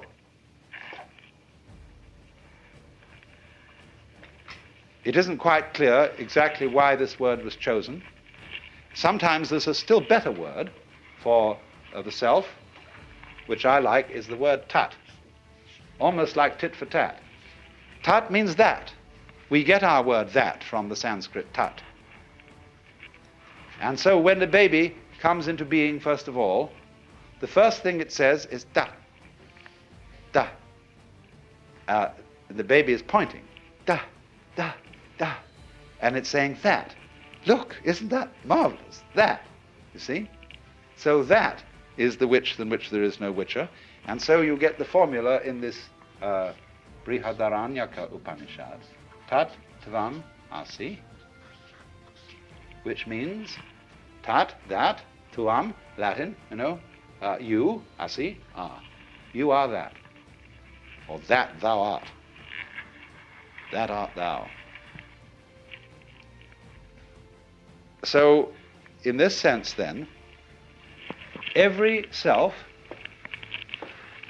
is modeled on and is an expression of the one self, because you all feel individually that you're the center of the world. And everything else is seen in circles, circling out, sphering out from where you are. And that's, as it were, called the microcosm, the little cosmos. But then in the same way, the macrocosm has a central self, although this is not central in the way we talk about centers in space. Do you see that? A center of a circle is in the middle of the circle, and the circumference is away from it. But you could use a phrase that the Christian theologians have used of God, that circle whose center is everywhere and whose circumference is nowhere. You could speak of Brahman that way. It isn't in the middle of the universe, spatially speaking. You might ask the question, where is the universe? Ever thought of that one? Where is it? Well, you can't say where, because everywhere has to be in relation to something. There would have to be another universe to say where this one is. But then, since those two together would constitute the universe, we wouldn't still be able to say where it was. It isn't anywhere. And so in that sense, the center isn't anywhere in space locally. And furthermore, the kind of space we are dealing with is only one possible kind of space. It's the kind of space our physical organisms are attuned to. We are, you see, like the radio. We pick up what wavelength we're on.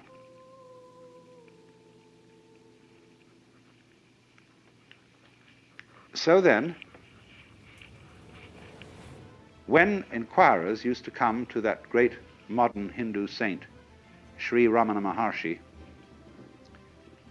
and they'd ask him all sorts of silly questions, like, who was I in my last incarnation? What will I be in my next one? He would always reply, who is asking the question? Who are you? Find out, because that's the thing you need to know. As it were, dig down into the depths of your being and say, what is this that I call I? That's one of the very fascinating questions. It teases us out of thought to think about death in the sense of going to sleep and never waking up. Imagine that. And you find you can't. And yet it's a thought that although you can't get to grips with it, it remains fascinating. Also the question, how is it suddenly that you awakened into this world? Where were you before? In Zen Buddhism, they have the meditation problem, the koan. Before your father and mother conceived you, what is your original nature? And that's the same sort of weird question as what it would be like to go to sleep and never wake up. What was it like to wake up having not previously gone to sleep? It's very mysterious. But as you go on and plumb this question, you begin to develop the feeling that your existence is exceedingly odd. In many ways odd. Odd because it is here and it so easily might not have been. After all, if your father hadn't met your mother, would you be here? Now, of course, somebody would be here, because he might have met somebody else. Would that be you? Of course it would. Don't you see? You can only be you by being someone. But every someone is you. Every someone is I. That's your name, you say. It's me. I am here. And everybody feels that I in the same way. It's the same feeling, just like blue everywhere is the same color. So I-ness being, as it were, the most fundamental thing in man is also fundamental to the universe. It too is I. And our I is a special case of it, coming out from the, in quotes, central I, like so many tits from the belly of a sow, or so many spines from a sea urchin, so many legs from a spider. And that is, of course, why the images of the Hindu gods are shown with many arms or many faces, because it is saying that all arms are the arms of the divinity. All faces are its masks. So, you see, there's really nothing to worry about. Because the important you is perfectly indestructible. It's what there is. Our comings and goings, our fortunes and misfortunes are a sort of mirage. The more we know about them, the more we know about the world, the more diaphanous it seems. And therefore, everything in the world has the characteristics of smoke. You know, when you blow a cigarette or pipe or something and a cloud of smoke and you see it in the sunbeam, and it's full of whorls and designs and all kinds of marvelous things going on, and then slowly it disappears. Well, everything's just like that. Now, there are two attitudes you can take to that state of affairs. You can say, sour grapes, it's all a lousy, wretched trap. And here I am, and I'm given all these feelings of love and attachment and joy of life, and then I fall apart. My teeth drop out, my eyes become feeble, I get cancer or cirrhosis of the liver or something, and then it all falls apart, and it's too bad. Therefore, don't become attached to things. Don't enjoy life. Treat it, holding it off like that, just like a very, very firm person who's been jilted and says, never again will I get mixed up with love, because love hurts. But on the other hand, a weaving of smoke can be very beautiful, provided you don't lean on it, provided you don't try to preserve it, catch hold of it. Then you destroy it. So exactly the same way, there's nothing in the way of form that you can lean on, that you can grasp. And if you see that, then the world of form is very beautiful. If you let it go, to love people, you see, if you're husband and wife, you must let each other go.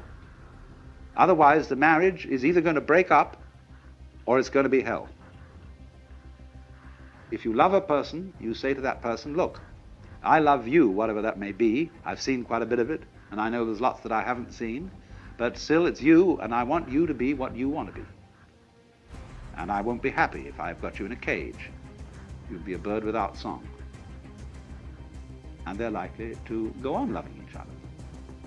But if they wrap each other up with all sorts of ties and chains and documents and things, then they are not on a very safe basis.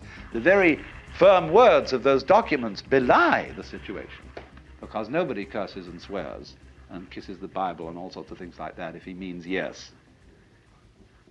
If there's some doubt that he means yes, then he's asked, what do they call this, rituals of cursing and swearing, and signing on dotted lines and putting the seal, something. It indicates doubt right at once. It just does a fly in the ointment from the beginning. So then, here's the drama. My metaphysics, let me be perfectly frank with you, are that there is the central self. You can call it God, you can call it anything you like.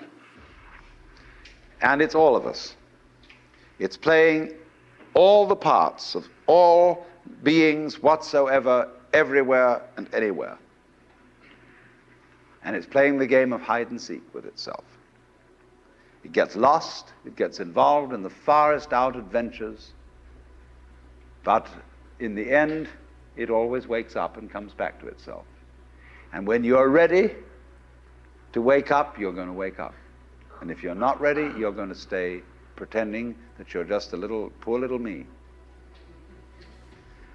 And since you're all here and engaged in this sort of inquiry and listening to this sort of lecture, I assume that you're all on the process of waking up. Or else you're teasing yourselves with some kind of flirtation with waking up, which you're not serious about. But I assume maybe you are, not serious but sincere, that you are ready to wake up. So then, when you're in the way of waking up and finding out who you really are, you meet a character called a guru. As the Hindus say, this word, the teacher, the awakener. And what is the function of a guru? He's the man who looks at you in the eye and says, oh, come off it. I know who you are. You know, you come to the guru and say, sir, I have a problem. I'm unhappy and I want to get one up on the universe, or I want to become enlightened. I want spiritual wisdom. Ah, and the guru looks at you and says, who are you? You know Sri Ramana Maharshi, that great Hindu sage of modern times? People used to come to him and say, Master, who was I in my last incarnation? As if that mattered. And he would say, who is asking the question? And he'd look at you and say, basically, go right down to it. You're looking at me, you're looking out, and you're unaware of what's behind your eyes. Go back in and find out who you are, where the question comes from, why you ask. And if you've looked at a photograph of that man, I have a gorgeous photograph of him. And you look in those, I walk by it every time I go out of the front door. And I look at those eyes and the humor in them, the lilting laugh that says, oh, come off it, man. Shiva, I recognize you. When you come to my door and you say, I'm so-and-so, I say, ha ha, what a funny way God has come on today.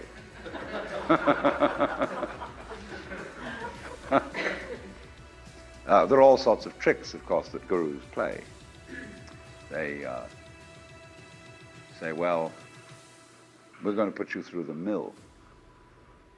And the reason they do that is simply that you won't wake up until you feel you've paid a price for it.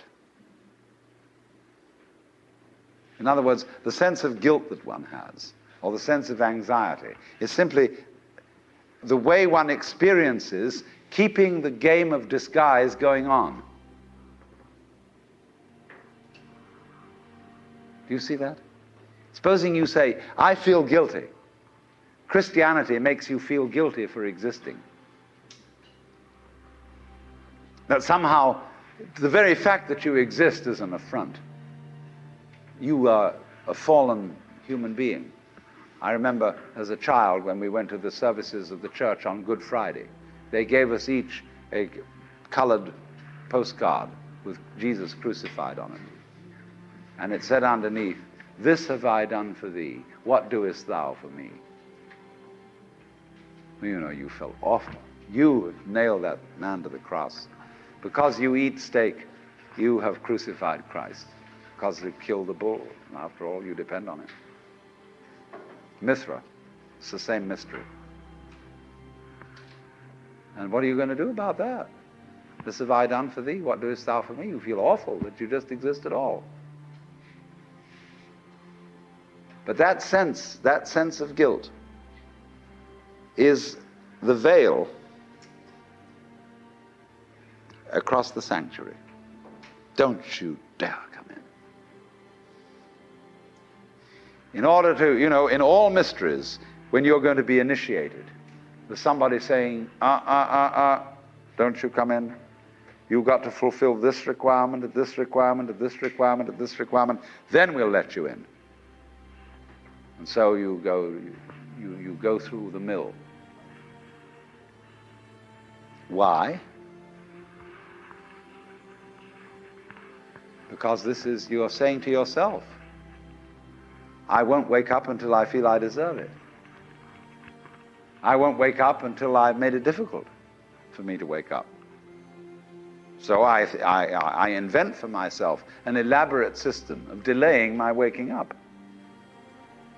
I put myself through this test and that test, and when I feel it's been sufficiently arduous, then I may at last admit to myself who I really am and draw aside the veil and realize that after all, when all is said and done, I am that I am, which is the name of God.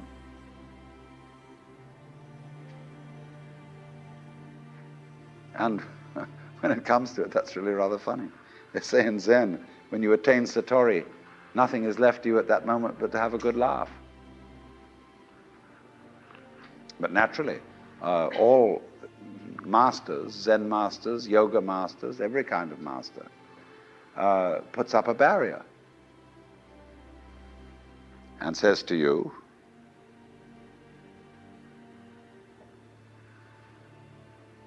he simply plays your own game. You know, we say anybody who goes to a psychiatrist ought to have his head examined. Because you, when you go to a psychiatrist, you define yourself as somebody who ought to have his head examined. Same way, the Zen masters say anybody who studies Zen or comes to a Zen master ought to be given 30 blows with a stick. Because he was stupid enough to pose the question that he had a problem. But you're the problem. You put yourself in this situation. So it's a question fundamentally. Do you define yourself as a victim of the world or as the world? You can define yourself. You see, if you identify you with what you call the voluntary system of the nerves and say, only that's me, and that's really a rather limited amount of my total performance, what I do voluntarily, then you've defined yourself as the victim in the game. And so you are able to feel that life was a trap. Something else, whether it was God or whether it was fate or whether it was the big mechanism, the system, imposed this on you. And you can say, poor little me. But you can equally well, and with just as much justification, define yourself not only as what you do voluntarily, but also what you do involuntarily. That's you too. Do you beat your heart or don't you? Or does it just happen to you? And if you define yourself as the works, then nobody's imposing on you. You're not a victim. You're doing it. Because you can't explain how you do it in words, because words are too clumsy. And it takes too long to say. You get bored with it. But actually, then you can say, with gusto, I am responsible for this life. Whether comedy or tragedy, I did it. And it seems to me that that is a basis for behavior and going on, which is more fundamentally joyous and profitable and great than defining ourselves as miserable victims or sinners or what have you.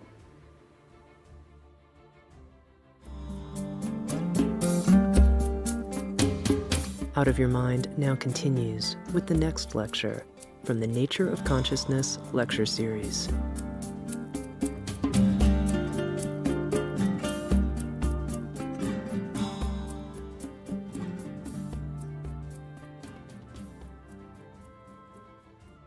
So this was Eno's principle. As I said, he died in 715, and he left 5 very great disciples who taught substantially the same sort of thing. But as things go, then these disciples had disciples, and those disciples had disciples, and there's a genealogy, and Zen broke into what are called 5 houses. And these, some of them didn't go on. Zen went on in 2 main forms.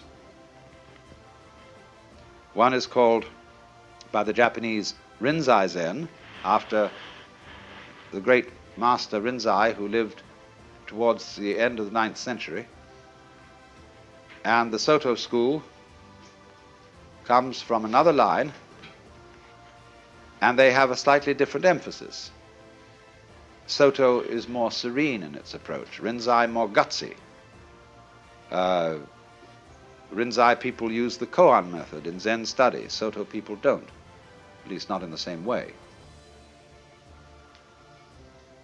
But this period between the death of the 6th patriarch, Eno, and about the year 1000 is the golden age of Zen. These were the really formative years.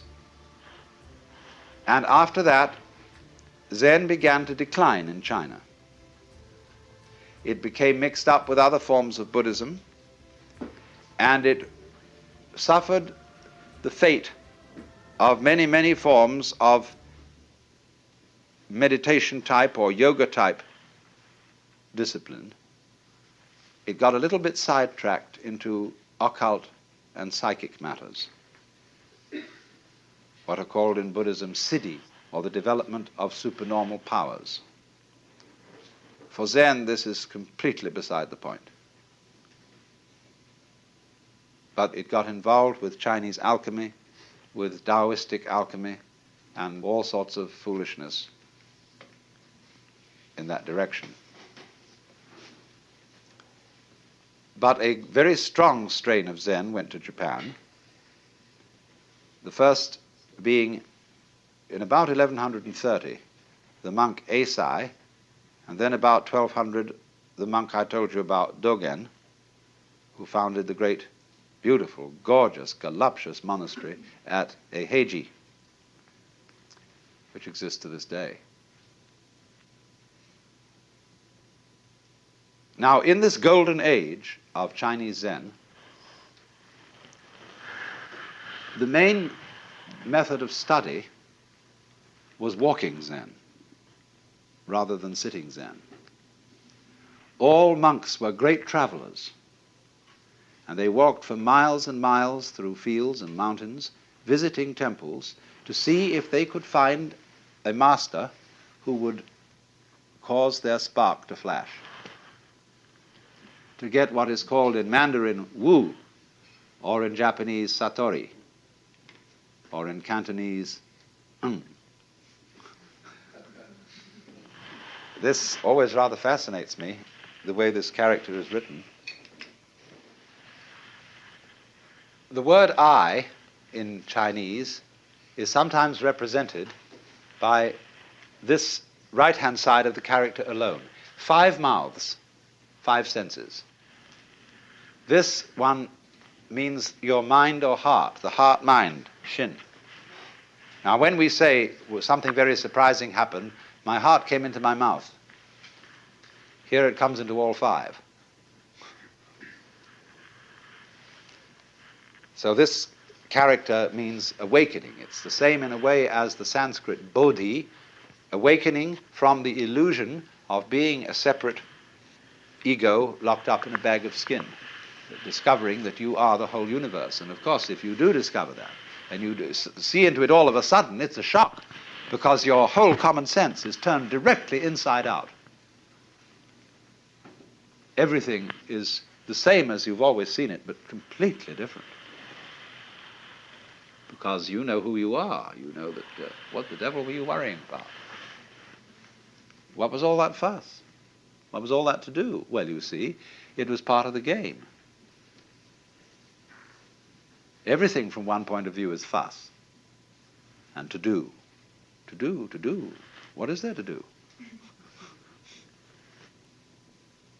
But when you wake up, you see, and discover that all this to do wasn't you, what you thought was you, but was the entire works, which we can just call it, that you're it, and it is it, and everything is it, and it does all things that are done, then that is a great surprise. But it sounds tasteless. It sounds empty. It sounds void. Because if I say, well, you're all it, that is a statement without the slightest logical sense.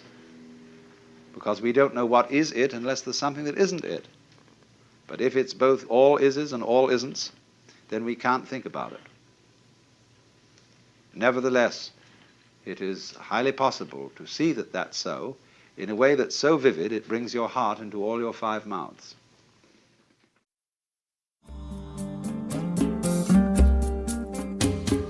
Out of Your Mind now continues with the next lecture from the World as Just So lecture series.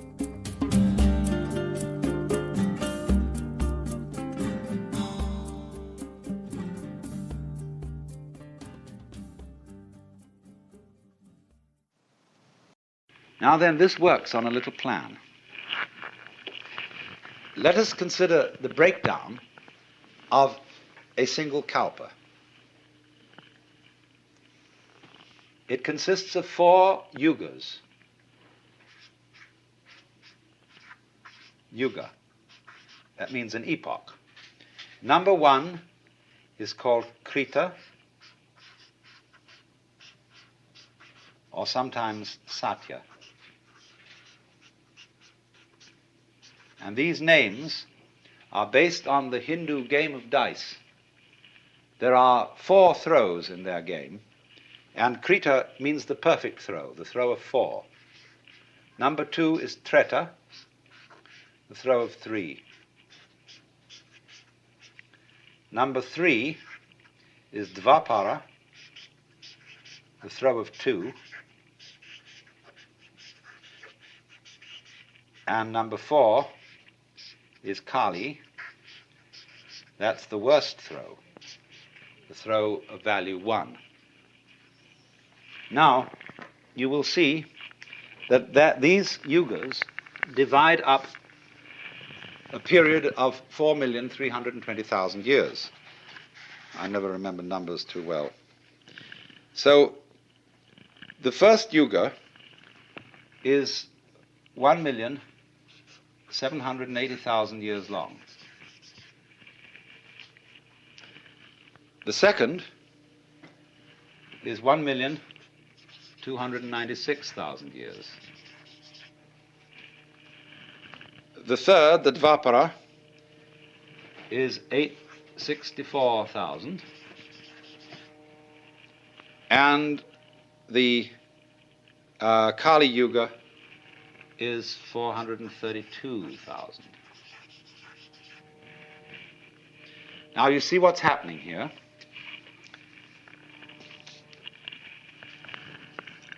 When the manifestation starts, it's as good as possible. Everything is just glorious. Because you know well that if you were dreaming anything you wanted to dream, you would start out by having the most luscious dreams imaginable. Now, when we get, you see, to the Treta Yuga, something is a little bit wrong. Krita is 4 square. Everything's perfect, like the symbol of the square is an ancient symbol of perfection. Treta is the triangle. Something's missing. There's a little bit of uncertainty, and danger now enters. By the time we get to Dvapara, the forces of light and darkness are equal. Duality, the pair. But when we get to Kali, the force of darkness overcomes. But now you see what happens is, if you take 1/3 of the Treta Yuga as being on the bad side, half of the Dvapara Yuga as being on the bad side, and all of the Kali Yuga, and you add those figures up, you will get the bad side occupying only 1/3 of the total time.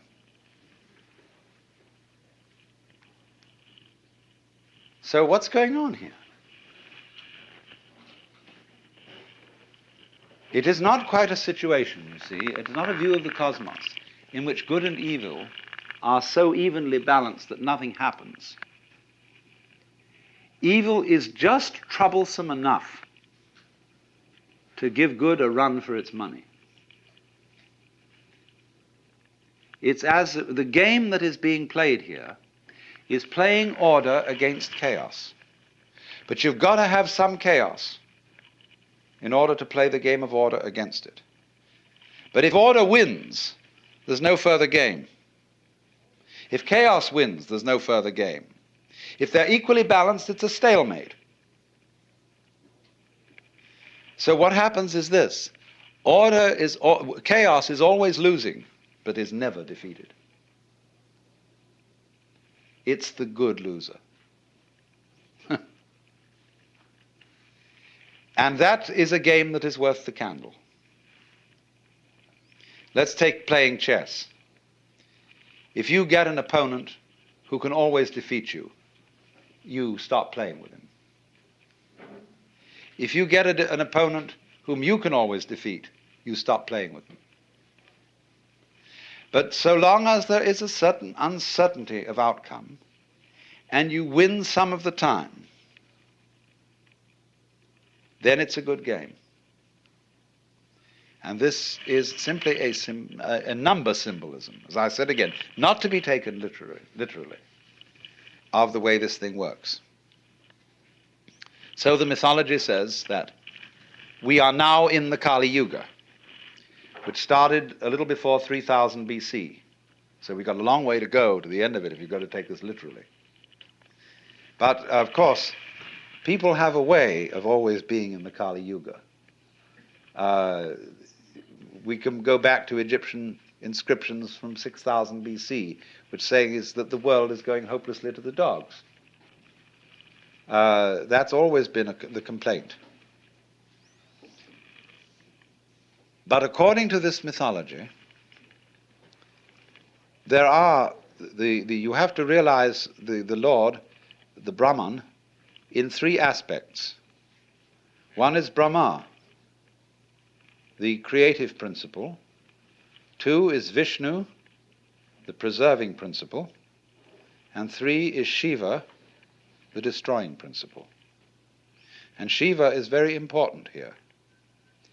Shiva is always represented in Hindu imagery as a yogi.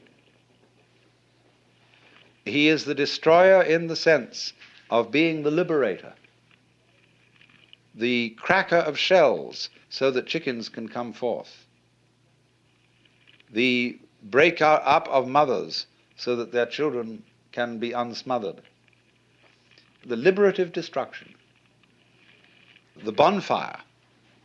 That's why devotees of Shiva like to do their meditations along the banks of the Ganges where they burn dead bodies. Because through destruction, life is constantly renewed.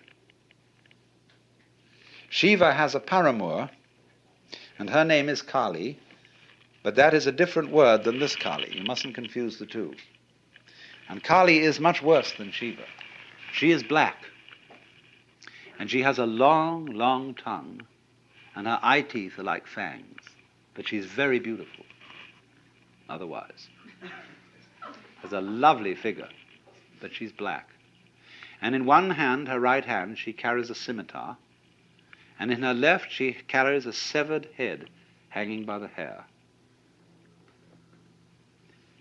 And Kali, who is Shiva's, you see, Shiva is normally considered wedded. All the gods have their paramours, and they're all examples of the one central self. She's called Parvati, but that's her bright aspect. But her dark aspect is Kali. And Kali is the awful awfuls, the thing above all that men most dread. Kali is outer darkness. Kali is the end. She may be represented as a blood-sucking octopus, as a spider mother that eats its spouse. And Kali is the principle of total night. And yet there are those in India like Sri Ramakrishna for whom Kali is the supreme mother goddess. Because she is two-faced. She is playful and terrifying, loving and devouring.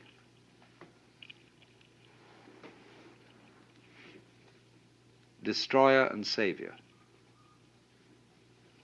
And the cult of Kali has as its importance helping one to see the light principle in the very depths of darkness. I have some suggestions for meditation on Kali, which you can all practice very easily. You go to the aquarium, and you find out there the monsters of the deep that make you feel most uncomfortable, and you study them. So in this way, Kali is studied by her devotees. And if you meditate on those, this will be like putting manure on the soil. And out of all this apparently morbid and dismal thinking, bright things will begin to arise, because you will realize that what Kali is the most far-out act that the Supreme Self can put on. The symbol of complete alienation from itself. So what happens, you see, is this. In the process of the game of hide and seek, the Supreme Self tries to see how far out it can get. Just like children like to sit around and have a competition as to who can make the most hideous face. And so, this gets worse and worse as the time cycle goes on, until at the end of the Kali Yuga, Shiva puts in an appearance, and he's all black and he has 10 arms, and he dances a dance called the Tandava. And in dancing the Tandava, the whole universe is destroyed in fire. But of course, as Shiva, having done this wreckage, turns around to leave the stage, you find that on the back of his head is the face of Brahma, the creator. And it starts again. I started out yesterday to discuss what the self means in Hindu philosophy, the principle tat tvam asi, that art thou, meaning that the self is the basis of all being. And being is not something into which we come, but out of which we proceed. In popular language, we say, I came into this world, as if you came from somewhere else altogether, from outside. But you don't. You come out of this world, just in the same way as the leaves come from the tree. And so in that way you are an expression of it, and the self meaning itself, self meaning identity, self meaning basis, ground, is what everybody fundamentally is.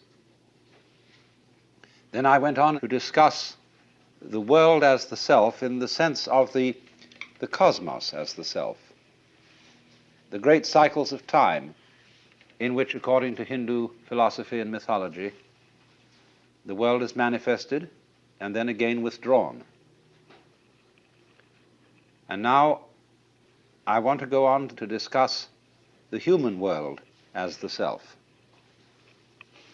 Well, now, there have in the known history of mankind been about 3 types of culture. We'll call them hunting cultures, agrarian cultures, and industrial cultures. The hunting culture seems to have been the earliest. And agrarian cultures arose when hunters learned to farm and therefore had to settle in certain places. And it was then that men built cities. And when we pass from the hunting to the agrarian culture, we notice 2 very important changes occur. In the hunting culture, every man is expert in the whole culture. That's because he spends a good deal of time alone in the forests or on the hills.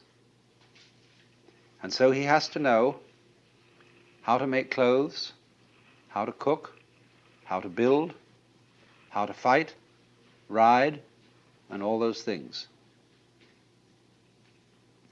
But as soon as people become settled in cities, we get a division of labor. Because it's obviously more practical when you're all living together for some people to specialize in some things and some in others. The other important difference is the difference of religion between the hunting culture and the agrarian culture. The religious man of the hunting culture is generally known as a shaman, S-A-H-A-M-A-N. And a shaman is a kind of weird individual, and I mean weird in the ancient sense of the word, not queer, but weird in the sense of magic. Because he is a person of a peculiar type of sensitivity who finds initiation into the shaman role by going off by himself for a long time into the depths of the forests or the heights of the mountains. And in that isolation, he comes in touch with a domain of consciousness which is known by all sorts of names: the spirit world, the ancestors, the gods, or whatever. And his knowledge of that world is supposed to give him a peculiar powers of healing, of prophecy, of magic in general. The thing that you must note, though, about a shaman is that his initiation is found by himself. He does not receive initiation from an order or a guru. On the other hand, the religious man of the agrarian community is a priest. And a priest is almost invariably an ordained person.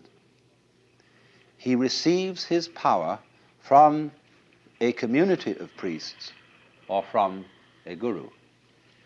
In other words, from tradition. Tradition is all important in the agrarian community. Now then, reasonably enough, the first communities are stockaded enclosures. They are made of palings. And so we speak of people being within the pale and beyond the pale. And because the word paling we still use in fencing, and you know that the Spanish for a tree is palo. So here is a primitive stockaded community. And as often as not, this community will settle at a crossroads for obvious reasons. Where roads cross, that's where people meet. And so it's liable to have 4 gates and these crossing main streets. And that immediately establishes 4 divisions of the city. And so oddly enough, in Hindu society, there are 4 castes based on the 4 fundamental divisions of labor. And number 1 is the caste of priests, and they're called Brahmana. Number 2 is the caste of warriors, and also rulers, and they're called Kshatriya. Number 3 is the caste of merchants and tradesmen, and they're called Vaishya. And number 4 are laborers, and they are called Shudra. So those are the 4 principal roles in the world of settled humanity. It's interesting, I said people settled in cities because they had to plant. And there are many legends to the effect that what they were mostly concerned with planting were grapes for wine, and they cultivated vineyards. And it's said of Noah that after the flood in the Bible, the first thing he did was to plant a vineyard. He knew which side was up. So now, then those are the roles. Those are, you might say, masks, as it were, of the Brahman in this game called the social game. Now then, if we can see the first part, which is that the ego is purely fictitious, that it is a symbol or image of oneself, plus a sensation of muscular strain occasioned by trying to make this symbol an effective agent, to control emotion, to concentrate, to direct the nervous operations of the organism. Then immediately it is clear that what we have called ourselves, what we have thought of as ourselves, isn't able to do anything at all. There follows this kind of silence, in which there is nothing to do except watch what happens. But what is happening is watching itself. There is nobody apart from it watching it. And so we get into the state of meditation, or as I prefer to call it, contemplation. So then the next problem that arises is, Well, what about all the other illusions? Although they are somehow integrated and centered upon the illusion of ego, nevertheless, the whole value system of what is important, what is not important, what is good, what is bad, what is pleasant, what is painful, has to be called in question. Not in order to destroy the whole value system, but in order to see it for what it is. And that's where we will object and say, well, surely that's a colossally difficult task because we are so long habituated to it. And we have been taught to believe that the longer we have been habituated to something, the more difficult it is to change it. And that is true if you believe it. And if you don't, it isn't. So that's why it's always emphasized, at any rate in Zen, that when anything is to be done, it should be done immediately, without thinking it over in advance. Act at once. And you find that characteristic of people trained in Zen. They always act immediately. They don't say, well, when should we do this sort of thing? They just do it. Because that doesn't build up. It gives no time for the building up of all this reflection of, well, I've done this way for a long time, and I really feel kind of draggy about doing it another way. I mean, it's like some people eat the same thing every day. And the idea of suddenly eating something else seems absolutely weird. I remember when I used to have lunch in London, in the city of London. I used to go to a very rather fancy sandwich bar. And there was a very square young man in a derby hat who ordered exactly the same lunch every day. It was fantastic. And so it came that the man who served the bar, the moment he saw him coming in at the door, he had it there. And he would have had a real qualm if somebody had suggested that instead of having a beef sandwich, he should have a smoked salmon one.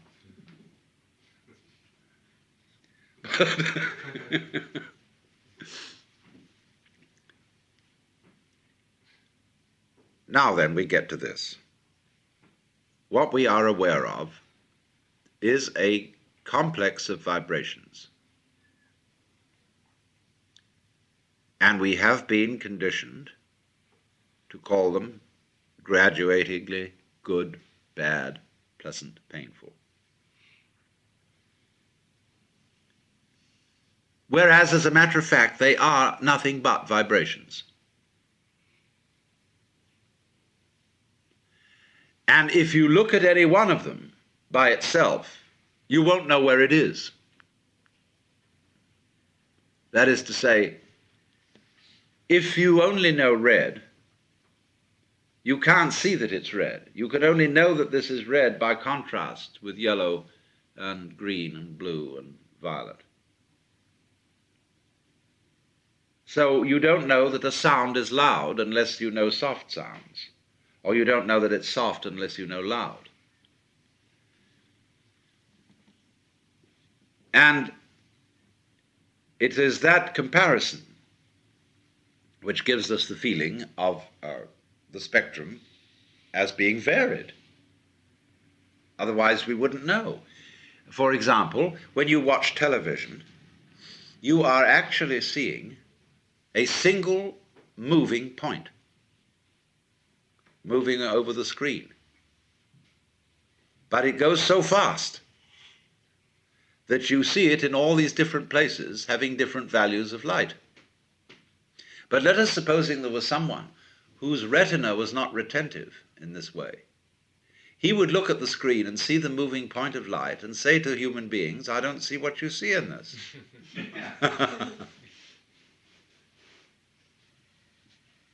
Now, can we,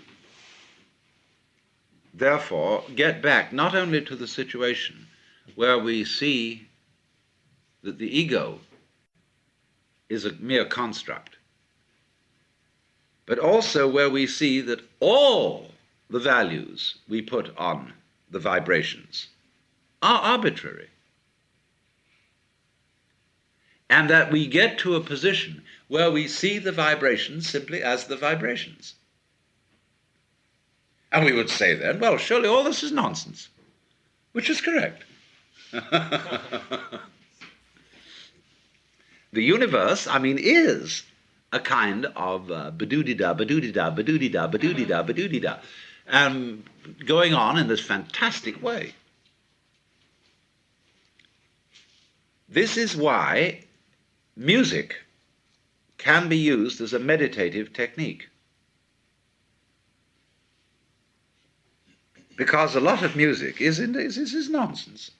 It doesn't mean anything. But it can be very interesting.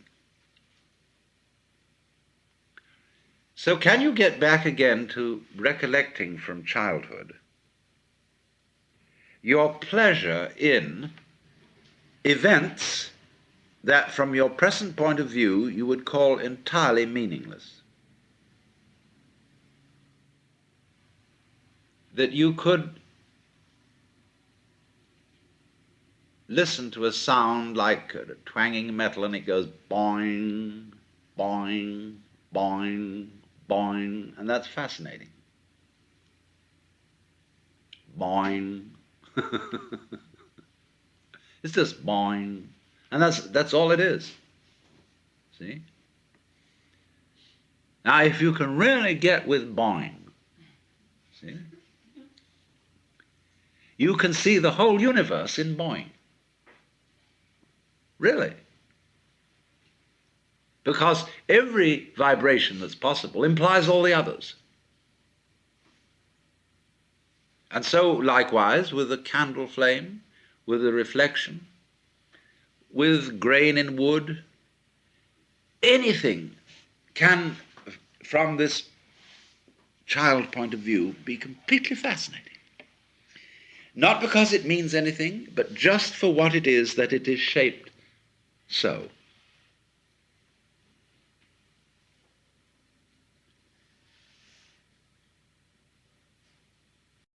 The trouble with the human being is, like the trouble with certain animals, like the dinosaur, who evolved to the point where he was so big that he had to have two brains, a higher self in the head and a lower self in the rump.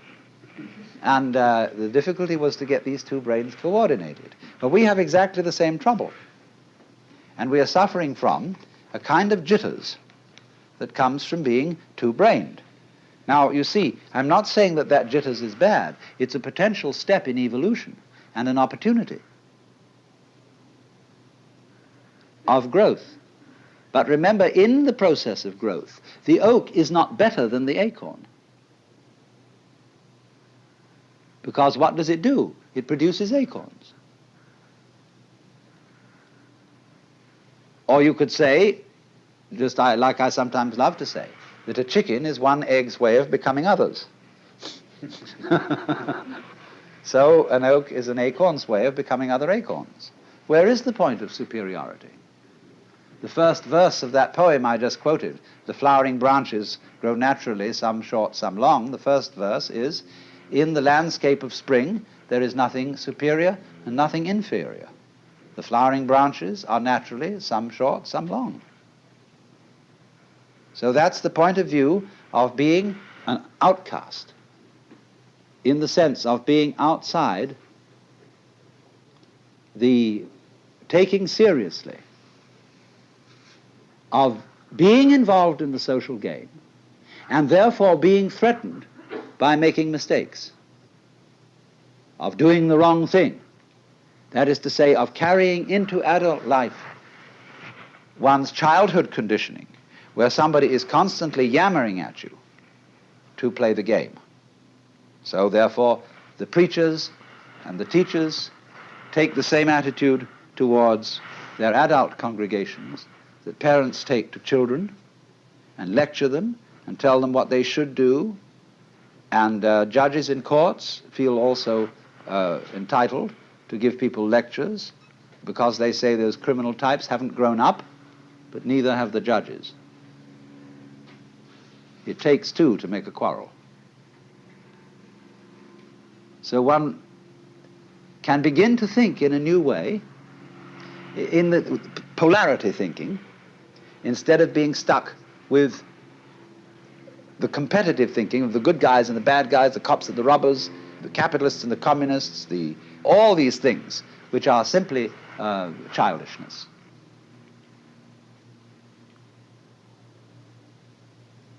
Now, of course, you recognize that the moment I say that, it's like talking in English in order to show that the English language has limitations. And I am talking in a language that seems competitive to show that the competitive game has limitations. As if I were saying to all you cats here, look, I have something to tell you that is, and if you get this, you'll be in a better position than you were before you heard it. But I cannot speak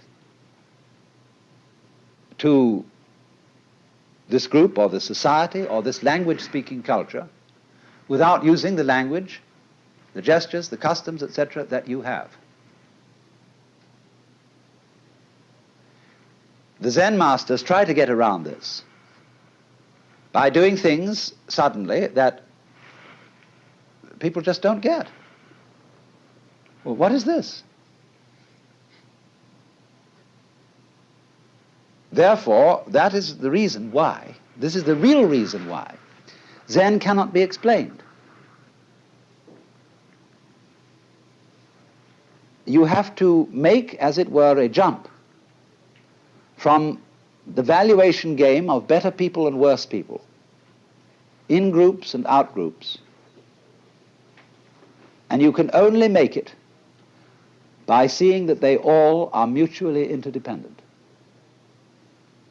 So if we take this situation, let's say I would be talking to you and saying, look, I have some very special thing that you've got to take notice of. Therefore, I am the in-group, and I am the teacher, and you are the out-group. I know perfectly well that I cannot be the teacher unless you come here. And so that my status and my position is totally dependent on you. It isn't something you see, therefore I have first, and then you get. These things arise mutually.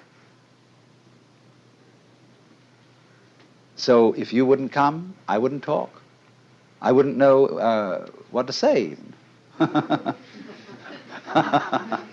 Because I've borrowed your language. So that is the insight that things go together. Then, when you see that and aren't in competition,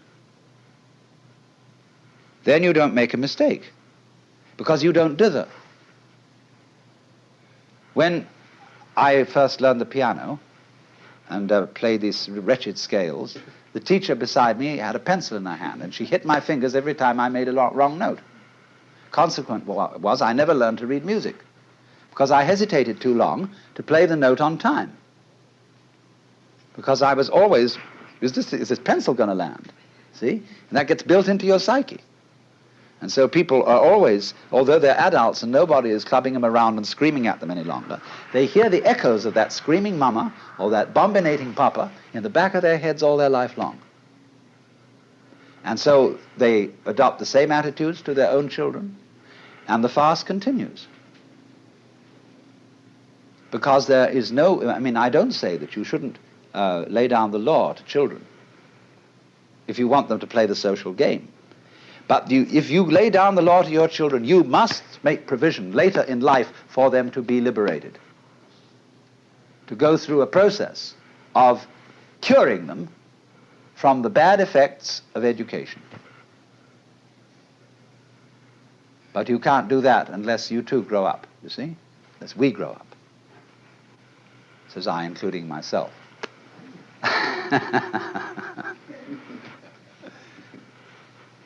So that is the thing. Now, therefore, in the Zen scene, you would think that the master, as we know him and as we read about him, is an extremely authoritarian figure. That's the way he deliberately comes on at the beginning. He puts up a terrific show of being an awful dragon. And this screens out all sorts of people who don't have somehow the nerve to get into the work. But once you are in, a very strange change takes place. The master becomes the brother. He becomes the affectionate helper of all those students, and they love him as they would a brother, rather than respect him as they would a father. And therefore the students and masters, they make jokes about each other. They have a very curious kind of social relationship, which has all the outward trappings of the authoritarian, but everybody knows on the inside that that's a joke. Liberated people have to be very cool. Otherwise, in a society which doesn't believe in equality and cannot possibly practice it, they would be considered extremely subversive. And therefore great Zen masters wear purple and gold and carry scepters and sit in thrones. And all this is carried on to cool it. And the outside world knows that they're all right. They have discipline, they have order, they're perfectly fine.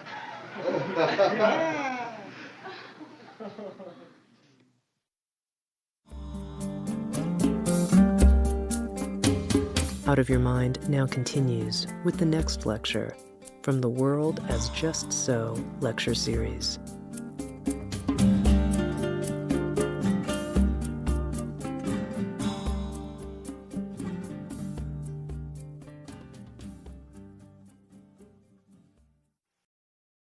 Having discussed basic principles of what Zen is about, I'm passing on to the more practical side of it. A Zen monastery is not a monastery in the Christian sense. It's more like a theological seminary, except that it practices more than it teaches. In Hindu traditions, the realization of who you really are is called basically sadhana. And sadhana means the discipline, the way of life that it's necessary to follow in order to escape from the illusion that you are merely an skin-encapsulated ego. And sadhana comprises yoga, from the root yug, which means to join. And so from that, in Latin, we get jungere,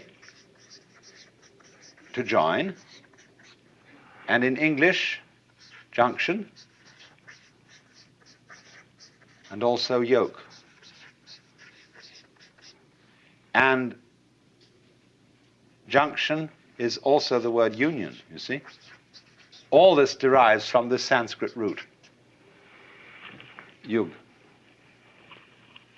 A yoke is also a discipline. When you yoke oxen, that is a kind of a discipline.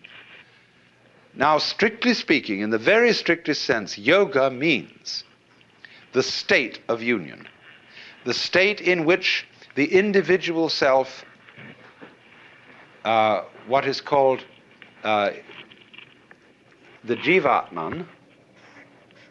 Jivatman is approximately translatable as ego. Jivatman finds that it is ultimately Atman, which equals Brahman, the Supreme Self.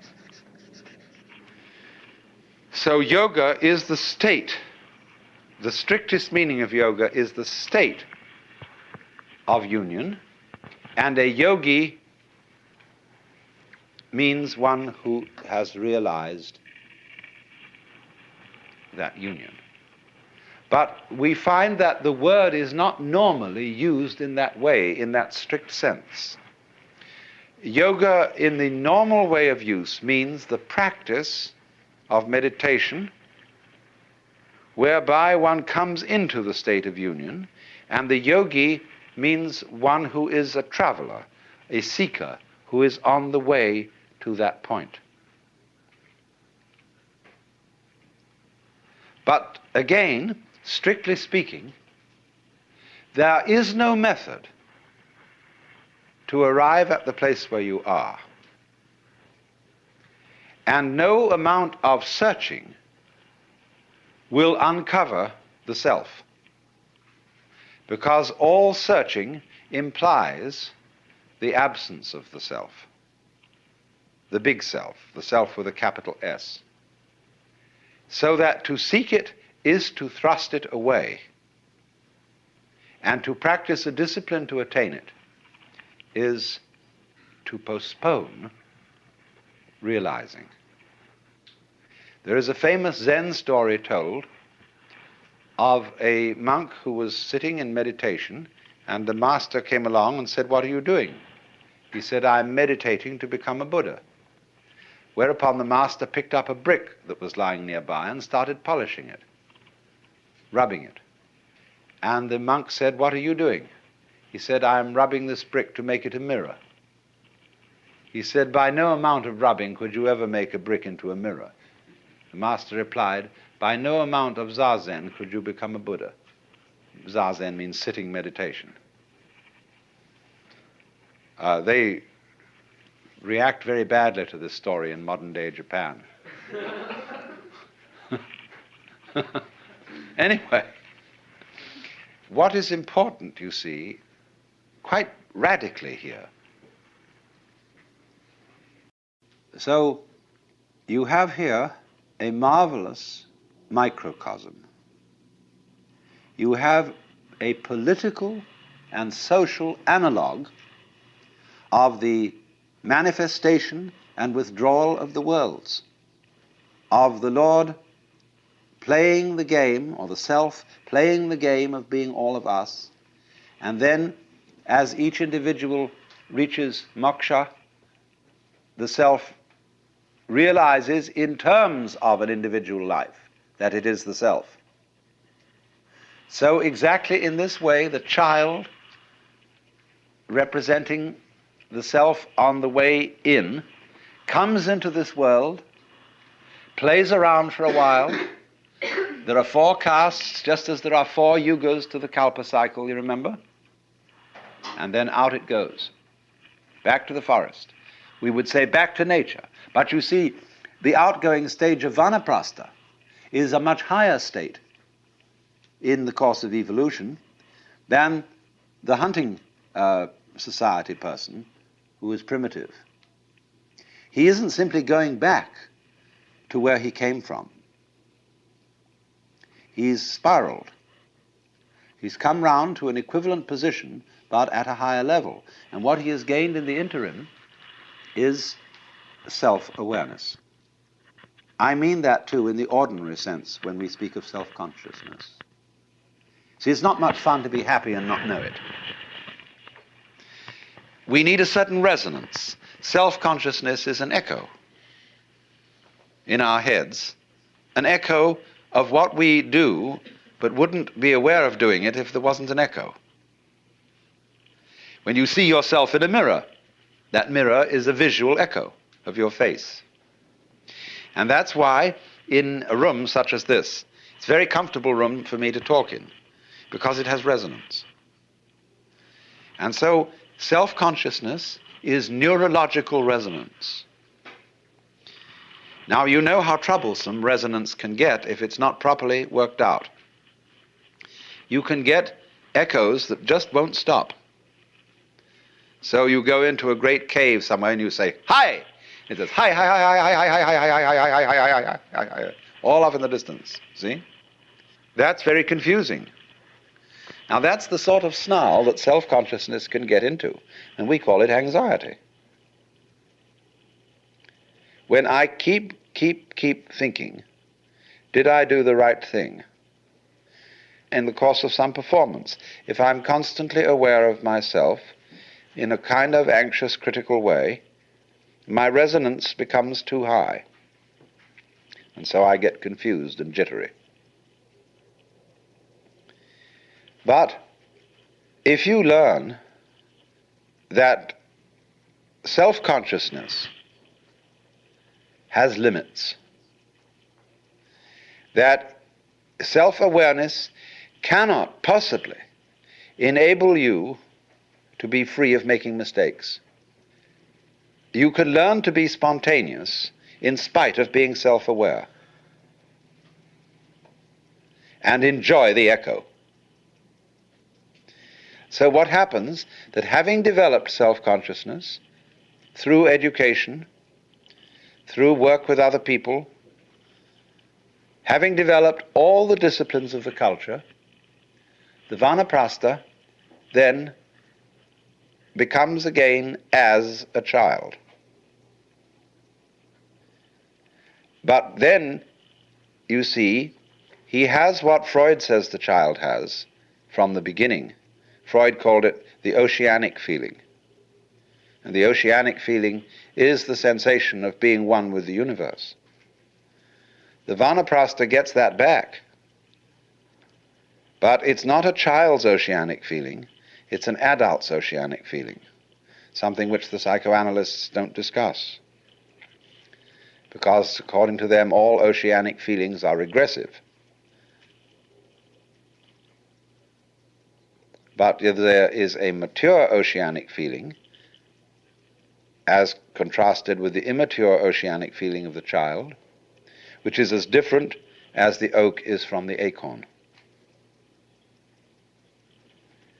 And so you can have this sensation, you see, of total unity with the cosmos, of the, shall I call it, expansion to infinity or contraction to infinity of your identity,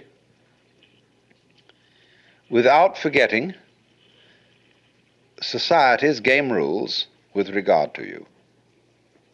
In other words, it doesn't mean that you forget your address, telephone number, social security number, and the name you were given. You remember all that.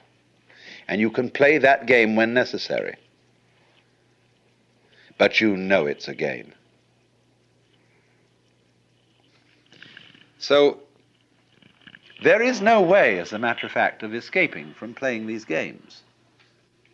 And the only thing is that when you find out, you see, that you are thoroughly selfish, you inquire, what is the self that I love?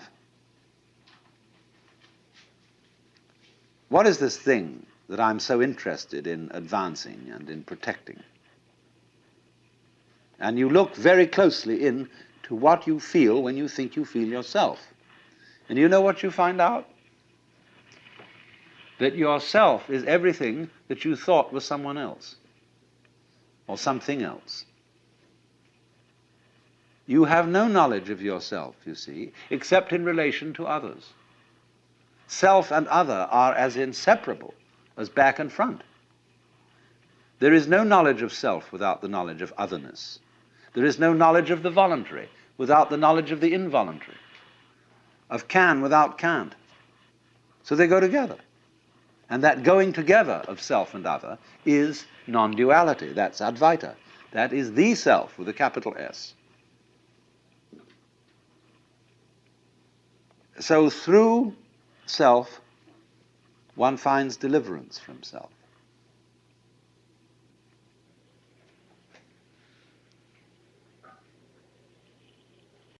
So what I'm showing you is that all this hocus pocus about the fear of nothingness is that, truly speaking, nothingness is what we want to talk about when we talk about the spiritual. Only it's all been ignored. It's all been put down. And say, oh, nothingness. Bleh! Heaven preserve us from that. But that's where the secret lies. And obviously the secret always lies in the place you never think of looking for it. In mythology, this comes again and again. Okay, this is Christmas. Where is the Christ born? In a palace? No, where no one would think of looking. In pigsty. Although, I have a Japanese friend who once said to me, he said, you know, the real difference between Christianity and Buddhism is that Christ was the son of a carpenter and Buddha the son of a prince.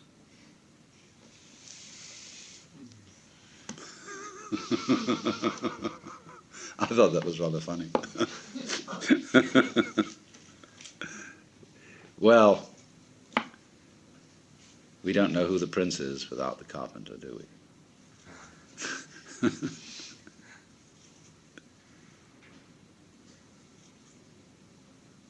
Now, it's in that sense, really, that I could suggest to you that you meditate on nothingness. I know you can't think about it. But yet, when it becomes perfectly clear to you that that's what you are,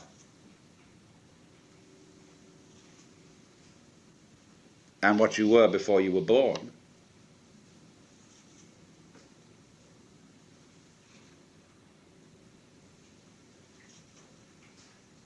where can anybody stick a knife into you? Fundamentally, you see.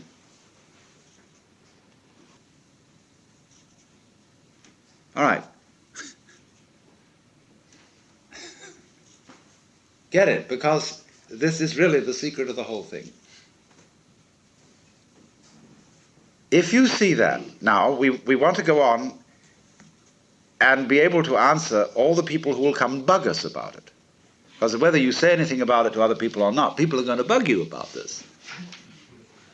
And say, oh, no. You really are something. You know, you'll know it. Oh, wowee. You know, the life isn't the way you think. It's going to be awful, see? It's going to be real. Ooh. And they'll say, oh, you can. Where in such a philosophy as this is there any basis for the love of one's fellow men? For joy in children, for cultivating gardens, for doing this and that and the other, see? Well, I say, there is no basis in it. That's the same way there is no basis in emptiness for form, or so it seems. But only precisely to the degree that you have discovered the nothingness that you are, you find you're suddenly full of energy. That is energy. It's the source and origin of energy. So that when, you know, there's sort of nothing in your way, then you can do exactly what I was describing as having this glee for going into doing this, that, and the other thing, and being thoroughly creative. But you can't be creative out of just plain somethingness. You need nothingness to be creative. And that's what we are.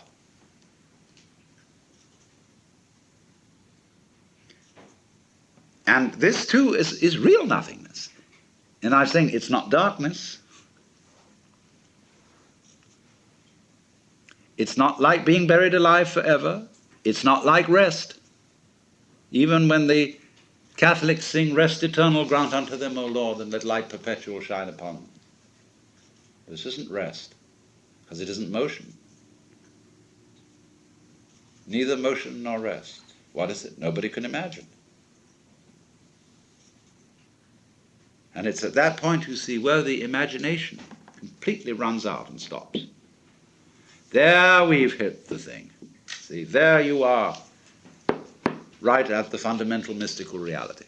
Now, what this is we're talking about is what mystics have quite often discussed. This isn't read very much. It's a state called agnosia, which means unknowing. There's a book called The Cloud of Unknowing, written by an English monk in the 14th century, but it's based on another book called Theologia Mystica, which was written in the 6th century by an unknown Syrian monk who used the name of Dionysius the Areopagite. It's absolutely fascinating, very short little book, which I translated long ago, back in 1943, and I'm about to reissue it. But this book ends up with a description of God, which is all in negatives. Not any kind of anything you can imagine at all. Not light, not power, not spirit, Not fatherhood, not sonship, not this, that, and the other, all the way down the line. Everything that anybody's ever said or thought about God is denied, because God is infinite and therefore beyond the reach of any conception at all. So he says that anybody who, having a vision, thought he saw God, would not have seen God but some creature that God has made that is less than God. So again, you approach in a Christian context, said in such a way that even St. Thomas Aquinas bought it, that you can't impute heresy to it, because everybody's got to agree that God is the which than which there is no whicher, and this guy spells it out. So in the same way you get Nagarjuna saying that the ultimate reality is shunyata, voidness. So Shankara gets at it, where he says that which is the knower or the knowing in everything can never itself be an object of its own knowledge, for fire doesn't burn itself, although it burns other things. So we never know what the Brahman is, just like the eyes don't ever see the head.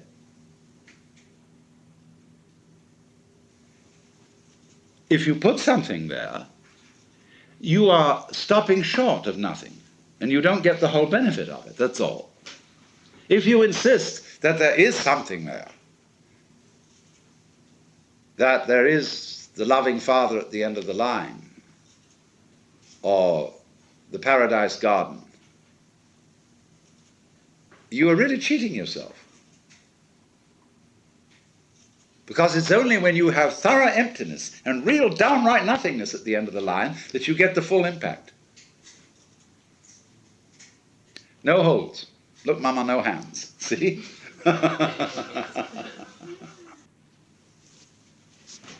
Now, I really think that's the simplest thing I can possibly tell you. I really don't know what else there is to be said about this whole Zen project or mysticism, Vedanta, what have you. It comes down to that, and there are infinitely many ways of evading.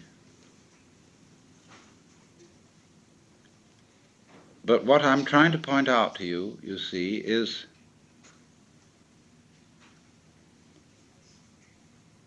the way in which you see the point by taking the line of least resistance, by facing the facts, by not super-adding to truth something you contribute to it, your own business that you put up, but saying, if I follow what I conceive or can see with my senses to be reality, as far as we can look, it seems that this is sort of the inevitable conclusion, which everybody has spent endless effort in arguing about and resisting, not realizing that if they went the whole way, how splendid it would be. And that's all you have to do.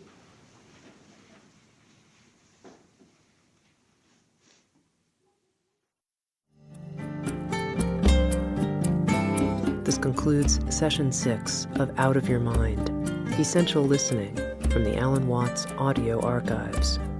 Our program continues with Session 7.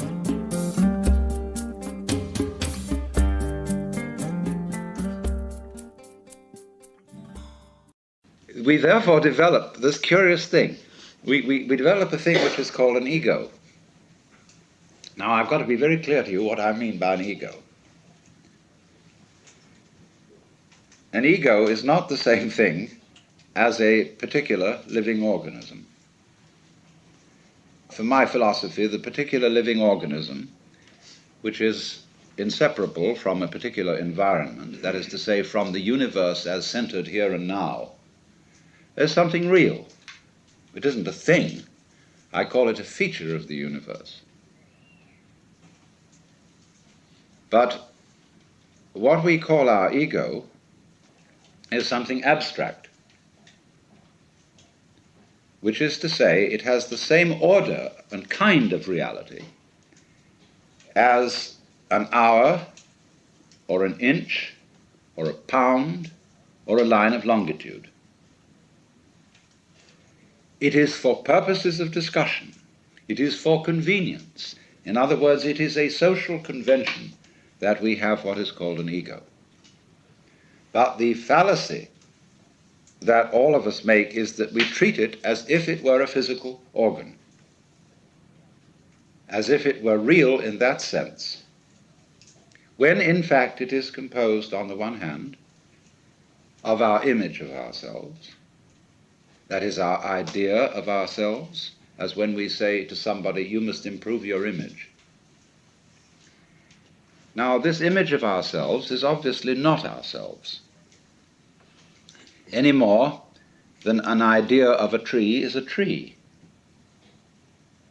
any more than you can get wet in the word water. And to go on with, our image of ourselves is extremely inaccurate and incomplete. Would that some God the gifted gears to see ourselves as others see us. We don't. So my image of me is not at all your image of me. And my image of me is extremely incomplete in that it does not include any information to speak of about the functioning of my nervous system, my circulation, my metabolism, my subtle relationships with the entire surrounding human and non-human universe. So the image I have of myself is a caricature. It is arrived at through mainly my interaction with other people who tell me who I am in various ways, either directly or indirectly, and I play about with what their picture is of me, and they play something back to me so that we set up this conception. And this started very, very early in life. And I was told, you see, and you were told, that we must have a consistent image. You must be you. You have to find your identity in terms of image. And this is an awful red herring. A lot of the current quest for identity among younger people is a search for an acceptable image. What role can I play? Who am I in the sense of what am I going to do in life, and so on. Now, while that has a certain importance, if it's not backed up by deeper matters, it's extraordinarily misleading. So therefore, on the one hand, there is this image, which is intellectual, emotional, imaginative, and so forth. Now, we would say, I don't feel that I am only an image. I feel there's something more real than that, because I have a sense of there being a particular sort of, how do we say, a center of something, some sort of sensitive core inside the skin. And that corresponds to the word I. Let's take a look at this. Because the thing that we feel as being myself is certainly not the whole body.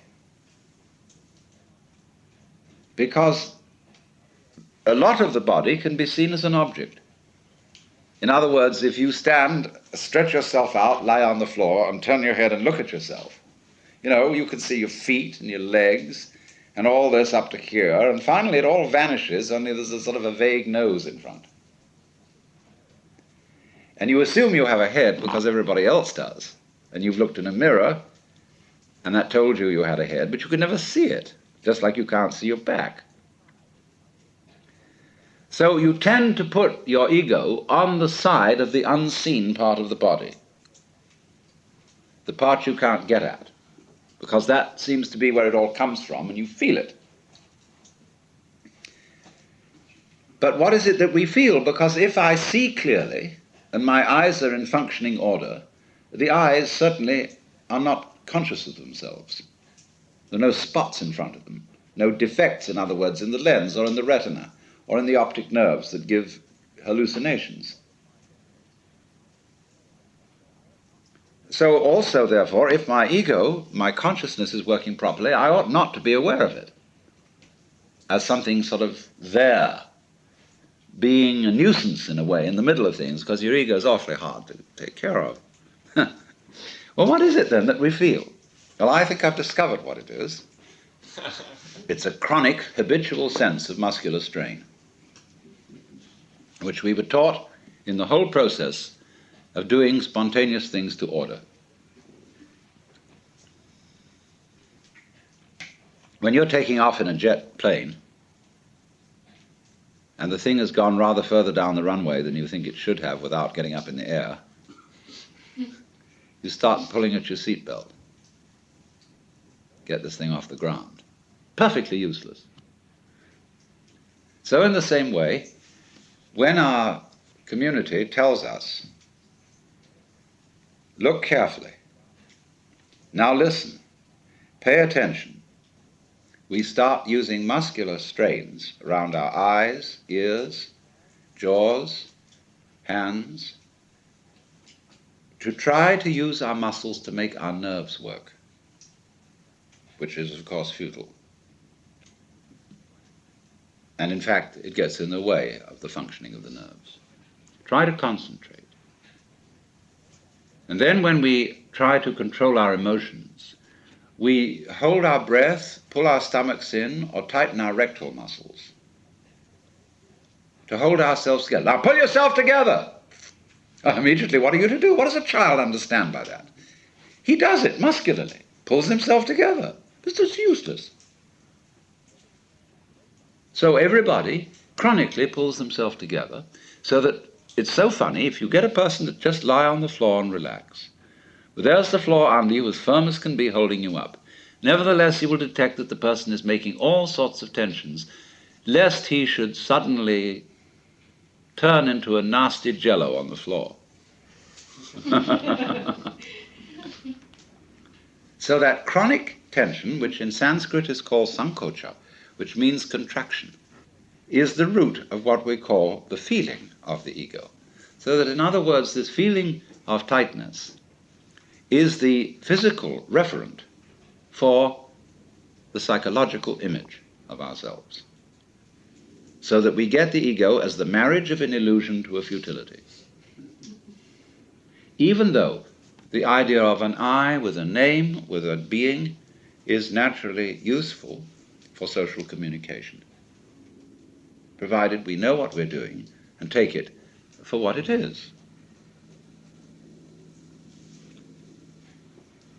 But we are so hung up on this concept that it confuses us, even in the proposition that it might be possible for us to feel otherwise. Because we ask the question, if we hear about people who have transcended the ego, well, we ask, how do you do that? Well, I say, what do you mean? You, how do you do that? Because the you you're talking about doesn't exist. So you can't do anything about it. Any more than you can cut a cheese with a line of longitude. Now that sounds very discouraging, doesn't it? There was a joke in Punch some time ago, many years ago, I remember, of an army doctor interviewing a private. And the private says, "Every time I shake my leg like this, it hurts." He said, "God damn it, don't shake it." But you know, when one has something that hurts, there's a subtle temptation to keep worrying it. Like if you have a filling out of a tooth, your tongue plays with the empty hole. And children will experiment with pain in this way. It's like a dare. Children are always playing the game of daring each other to do something forbidden, because the risk of disapproval involved, the calamity that may follow from it, it makes it so exciting. And why on earth do people challenge disaster the way they do, doing all sorts of wildly adventurous things. Because obviously that gives a taste, a quality to a vibration that is extremely interesting. Why, the craving for speed, so on. And it's only if you look very carefully at a vibration that you can see this point. That's why meditative exercises often involve a repetition process. Om, or saying a phrase, or doing an act like a mudra, over and over and over again. After a while, it becomes meaningless. You can say your own name like the Sufis do, and go on and on and on and on and on, and finally, it doesn't mean anything at all. It's just a noise. But it isn't just a noise, you see. The attitude of saying that something is just a noise or just a wiggle is an adult attitude. No wiggle to the child is just a wiggle. To the child, the elemental thing going on is blah, you know? I mean, it's just fantastic.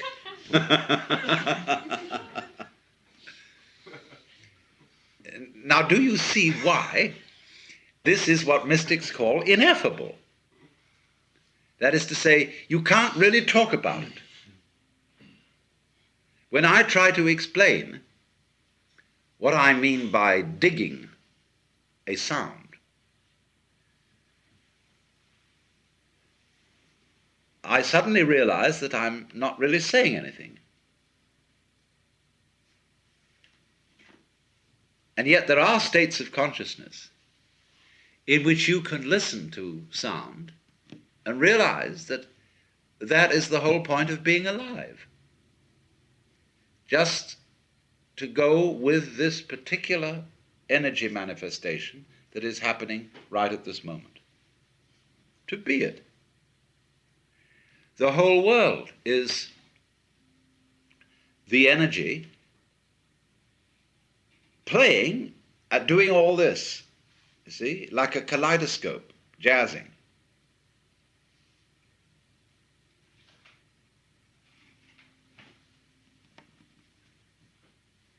So if you watch that, and watch it that way, you will be accused, of course, by those who are guardians of the game of doing something very dangerous. You're going completely crazy. I mean, the number of theological texts I've read which express in one way or another this horror of everything becoming meaningless, the meaningless life. Tale told by an idiot, full of sound and fury, signifying nothing. Those people, you see, have not dared to look at it. Now, there's another way of looking at it, of course, where in states of acute depression, people see it all as meaningless, but not really meaningless. They see it all as a conspiracy of horror.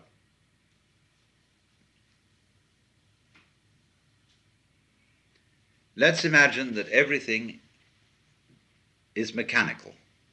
There are no living beings at all. There are a lot of beings that are such good computers that you can't tell the difference between them and what you thought were people. But everything going on is simply clockwork. And there's nobody home, although it puts on a convincing show that there is. So you get the feeling that the entire world is enameled tin, or patent leather, or plastic, and tasteless, hollow, vulgar, like a Wurlitzer jukebox.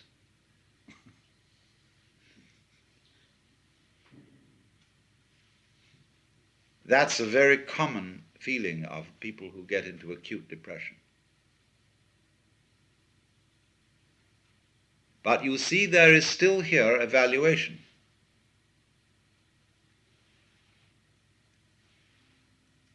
You are associating the world with the mechanical as distinct from the organic. And we have a tendency, you see, to put down the mechanical, because obviously a plastic flower doesn't have the scent, it doesn't have the soft feeling of a living flower. We'll perfume plastic flowers soon. But you know what it'll do. It'll smell vaguely like soap, and it won't smell like a flower. So it'll be plastic smell. Now we know that, you see, and so we contrast it with the organic. So we are living, as it were, on many, many levels of rhythm.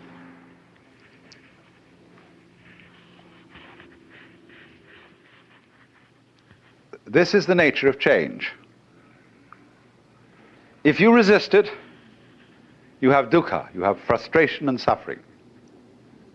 But on the other hand, if you understand change, you don't cling to it, and you let it flow, then it's no problem, it becomes positively beautiful. Which is why in poetry, the theme of the evanescence of the world is beautiful.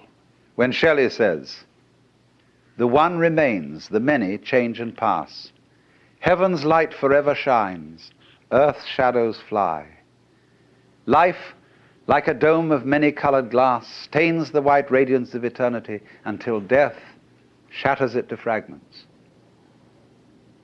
Now what's beautiful in that? Is it heaven's light that shines forever? Or is it rather the dome of many-colored glass which shatters? See, it's always the image of change that really makes the poem.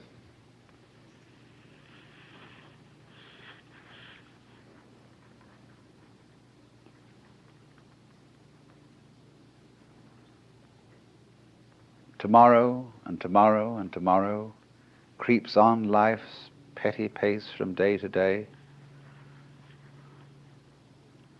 Somehow, you know, the poet has got the intuition.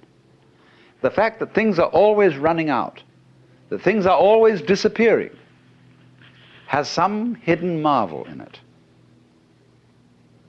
The Japanese have a word, yugen, Y-U-G-E-N, which has no English equivalent whatsoever. And yugen is, in a way, digging change. It's described poetically. You have the feeling of yugen when you see out in the distant water some ships hidden behind a far-off island. You have the feeling of yugen when you watch wild geese suddenly seen and then lost in the clouds. You have the feeling of yugen when you look across Mount Tamalpais and you've never been to the other side and you see the sky beyond. You don't go over there to look and see what's on the other side. That wouldn't be yugen. You let the other side be the other side. And it evokes something in your imagination, but you don't attempt to define it, to pin it down. Yugen. So in the same way, the coming and going of things in the world is marvelous. They go. Where do they go? Don't answer, because that would spoil the mystery. They vanish into the mystery. But if you try to pursue them, you've destroyed yugen.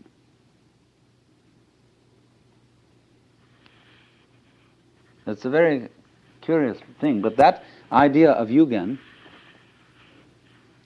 which in Chinese characters means, as it were, a kind of the deep mystery of the valley. There's a poem in Chinese which says, "The wind drops, but the petals keep falling. The bird calls, and the mountain becomes more mysterious." Isn't that strange?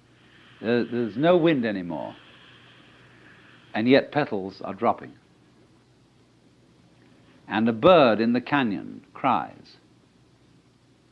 And that one sound in the mountains brings out the silence with a wallop. Like I remember when I was almost a child in the Pyrenees, in the southwest of France, we went way up in this gorgeous silence of the mountains. But in the distance we could hear the bells on the cows clanking.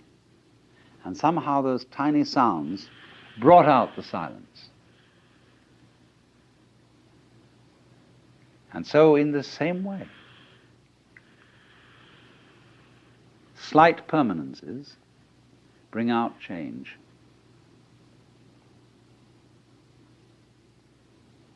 And they give you this very strange sense. Again, the mystery of change. You know, in Eliot's poem, The Four Quartets, where he says, "The dark, dark, dark, they all go into the dark. Distinguished families, members of the book of the director of directors, everybody, they all go into the dark."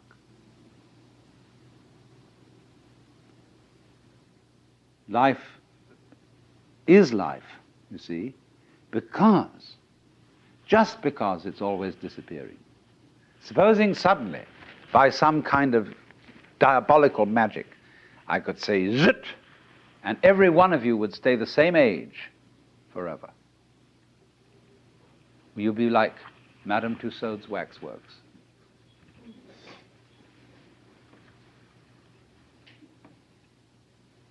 It would be awful. In 1,000 years from now, what beautiful hags you would be.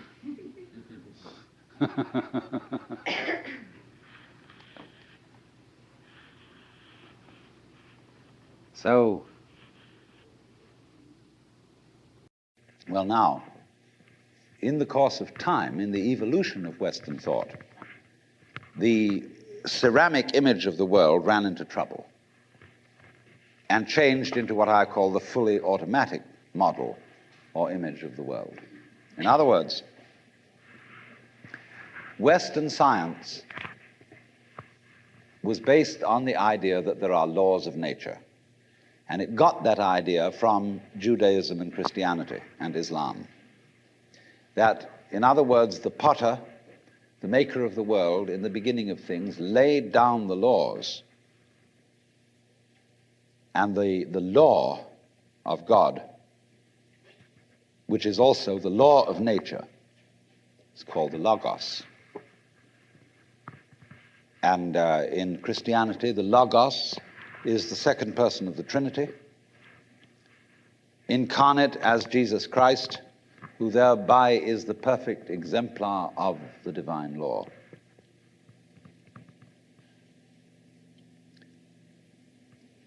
So we have tended to think of all natural phenomena as responding to laws, as if, in other words, the laws of the world were like the rails on which a streetcar or a tram or a train runs, and these things exist in a certain way, and all events respond to these laws. You know that limerick, "There was a young man who said, 'Damn, for it certainly seems that I am a creature that moves in determinate grooves. I'm not even a bus, I'm a tram.'" So here's this idea that there's a kind of a plan, and everything responds and obeys that plan. Well, in the 18th century, Western intellectuals began to suspect this idea. And what they suspected is whether there is a lawmaker whether there is an architect of the universe. And they found out, or they reasoned, that you don't have to suppose that there is. Why? Because the hypothesis of God does not help us to make any predictions.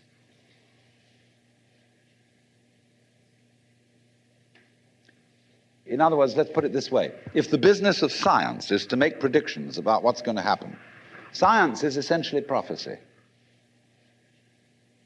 What's going to happen? By studying the behavior of the past and describing it carefully, we can make predictions about what's going to happen in the future. That's really the whole of science. And to do this and to make successful predictions, you do not need God as a hypothesis, because it makes no difference to anything. If you say everything is controlled by God, everything is governed by God, that doesn't make any difference to your prediction of what's going to happen. And so what they did was simply drop that hypothesis. But they kept the hypothesis of law. Because if you can predict, if you can study the past and describe how things have behaved, and you've got some regularities in the behavior of the universe, you call that law. Although it may not be law in the ordinary sense of the word, it's simply regularity. And so what they did was they got rid of the lawmaker and kept the law. And so they conceived the universe in terms of a mechanism. Something, in other words, that is functioning according to regular, clock-like mechanical principles. Newton's whole image of the world is based on billiards. The atoms are billiard balls, and they bang each other around. And so your behavior, every individual, therefore, is defined as a very, very complex arrangement of billiard balls, being banged around by everything else. And so behind the fully automatic model of the universe is the notion that reality itself is, to use the favorite term of 19th century scientists, blind energy. In, say, the metaphysics of Ernst Haeckel and T.H. Huxley, the world is basically nothing but blind, unintelligent force. And likewise, in parallel to this, in the philosophy of Freud, the basic psychological energy is libido, which is blind lust. And it is only a fluke. It is only as a result of pure chances that, resulting from the exuberance of this energy, there are people with values, with reason, with languages, with cultures, and with love. Just a fluke. Like, 1,000 monkeys typing 1,000 typewriters for 1,000,000 years will eventually type the Encyclopedia Britannica. And of course, the moment they stop typing the Encyclopedia Britannica, they will relapse into nonsense. And so in order that that shall not happen, because you and I are flukes in this cosmos, and we like our way of life, we like being human, if we want to keep it, say these people, we've got to fight nature, because it'll turn us back into nonsense the moment we let it. And so we've got to impose our will upon this world as if we were something completely alien to it from outside. And so we get a culture based on the idea of the war between man and nature. And we talk about the conquest of space, the conquest of Everest.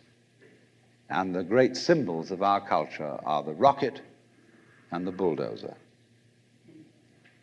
The rocket, compensation for the sexually inadequate male.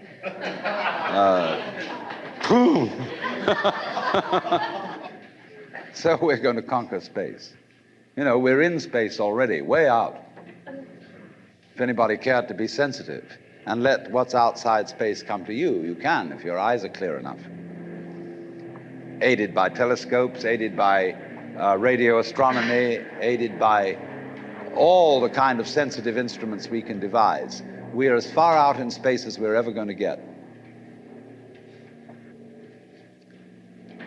But, sensitivity isn't the pitch.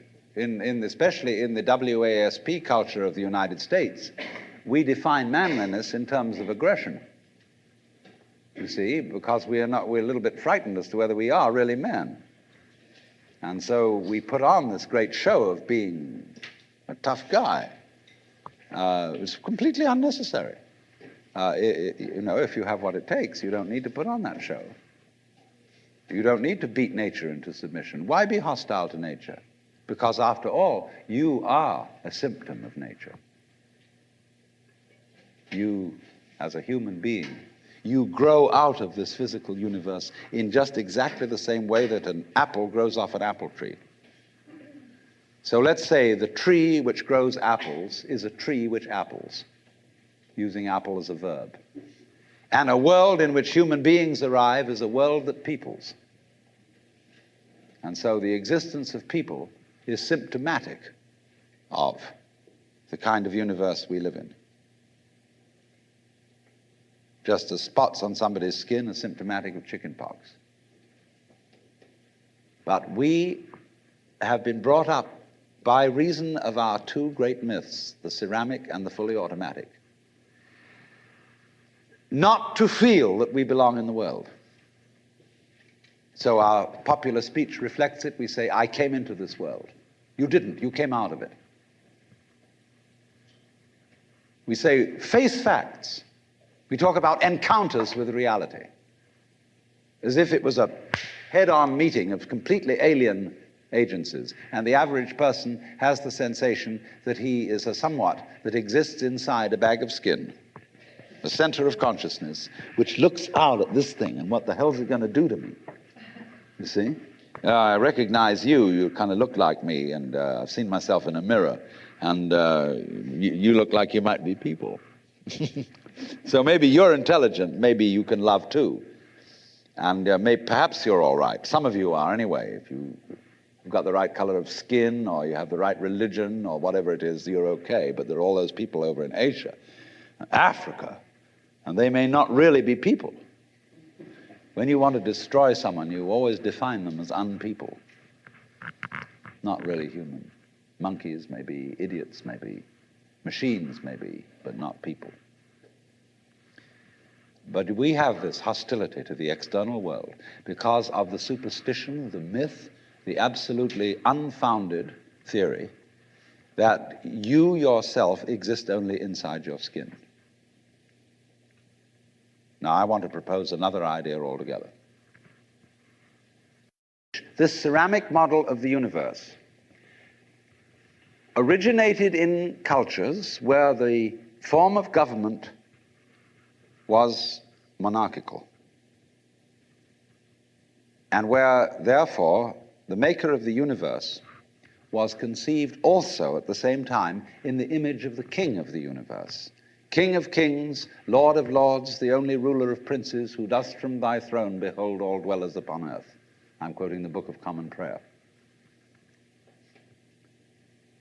And so all those people who are oriented to the universe in that way feel related to basic reality as a subject to a king.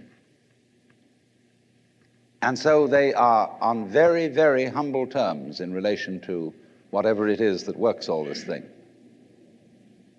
I find it odd in the United States that people who are citizens of a republic have a monarchical theory of the universe. Because we are carrying over from the very ancient Near Eastern cultures the notion that the Lord of the universe must be respected in a certain way. People kneel, people bow, people prostrate themselves.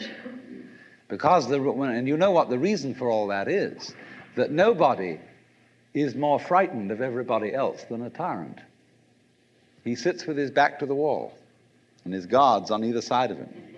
And he has you face downwards on the ground because you can't use weapons that way. When you come into his presence, you don't stand up and face him because you might attack. And he has reason to fear that you might, because he's ruling you all. And the man who rules you all is the biggest crook in the bunch, because he's the one who's succeeded in crime. The other people are pushed aside because the criminals, the people we lock up in jail, are simply the people who didn't make it. So naturally, the real boss sits with his back to the wall and his henchmen on either side of him. And so when you design a church, what does it look like? Catholic church with the altar as it used to be. It's changing now because the Catholic religion is changing. But the Catholic church has the altar with its back to the wall at the east end of the church. And there, the altar is the throne, and the priest is the chief vizier of the court, and he is making obeisance to the throne in front, but there is the throne of God, the altar. And all the people are facing it and kneeling down. And a great Catholic cathedral is called a basilica, from the Greek basileus, which means king. So a basilica is the house of a king. And the ritual of the Catholic Church is based on the court rituals of Byzantium. A Protestant church is a little different, but basically the same. The furniture of a Protestant church is based on a judicial courthouse. The pulpit. The judge in an American court wears a black robe. He wears exactly the same dress as a Protestant minister. And everybody sits in these boxes. Like there's a jury box, there's a box for the judge, there's a box for this, a box for that, and those are the pews in an ordinary kind of colonial type Protestant church. So both these kinds of churches, which have an autocratic view of the nature of the universe, decorate themselves, are architecturally constructed in accordance with political images of the universe. One is the king and the other is the judge, Your Honor. There's sense in this. When in court you have to refer to the judge as Your Honor, it stops the people engaged in litigation from losing their tempers and getting rude. There's a certain sense to that. But when you want to apply that image to the universe itself, to the very nature of life, it has limitations. For one thing, the idea of a difference between matter and spirit. This idea doesn't work anymore. Long, long ago, physicists stopped asking the question, what is matter? They began that way. They wanted to know, what is the fundamental substance of the world? And the more they asked that question, the more they realized they couldn't answer it. Because if you're going to say what matter is, you've got to describe it in terms of behavior. And that is to say, in terms of form, in terms of pattern. You tell what it does. You describe the smallest shapes of it that you can see. Atoms, electrons, protons, mesons, all sorts of subnuclear particles. But you never arrive at the basic stuff, because there isn't any. What happens is this: stuff is a word for the world as it looks when our eyes are out of focus, fuzzy. Stuff, the idea of stuff is that it's undifferentiated, it's some kind of a goo. And when your eyes are not in sharp focus, everything looks fuzzy. When you get your eyes into focus, you see a form, you see a pattern. And so all that we can talk about is patterns. So the picture of the world in the most sophisticated physics of today is not formed stuff, potted clay, but pattern. A self-moving, self-designing pattern, a dance. And we haven't yet, our common sense as individuals hasn't yet caught up with this. You must understand as one of the fundamental points of Buddhism the idea of the world as being in flux. I gave you the Sanskrit word anitya as one of the characteristics of being emphasized by the Buddha, along with anatman, the unreality of a permanent self, and dukkha, the sense of frustration. Dukkha really arises from a person's failure to accept the other two characteristics, lack of permanent self and change. You see, in Buddhism, the feeling that we have of an enduring organism, I meet you today and I see you, and then tomorrow I meet you again and you look pretty much as you looked yesterday, and so I consider that you're the same person. But you aren't. Not really. When I watch a whirlpool in a stream, here's the stream flowing along, and there's always a whirlpool, like the one at Niagara. But that whirlpool never really holds any water. The water is all the time rushing through it. In the same way, a university, the University of California, what is it? The students change at least every 4 years. The faculty changes at a somewhat slower rate. The building changes. They knock them down and put up new ones. The administration changes. So what is the University of California? It's a pattern, a doing of a particular kind. And so in just precisely that way, every one of us is a whirlpool in the tide of existence. And we are in every cell in our body, every molecule, every atom is in constant flux, and nothing can be pinned down. You know, you can put bands on pigeons or migrating birds and identify them and follow them and find out where they go. But you can't tag atoms, much less electrons. They have a curious way of appearing and disappearing. And one of the great puzzles is, in physics, what are electrons doing when we're not looking at them? Because our observation of them has to modify their behavior. We can't see an electron without putting it in an experimental situation where our examination of it in some way changes it. What we would like to know is what it's doing when we're not looking at it. Does the light in the refrigerator really go off when we close the door? But this is fundamental, you see, to Buddhistic philosophy. The philosophy of change. From one point of view, change is just too bad. Everything flows away. And there's a kind of sadness in that, a kind of nostalgia, and there may be even a rage. Go not gently into that good night, but rage, rage at the dying of the light.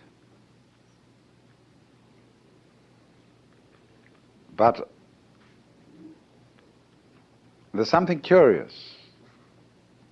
There can be a very fundamental change in one's attitude to the question of the world as fading.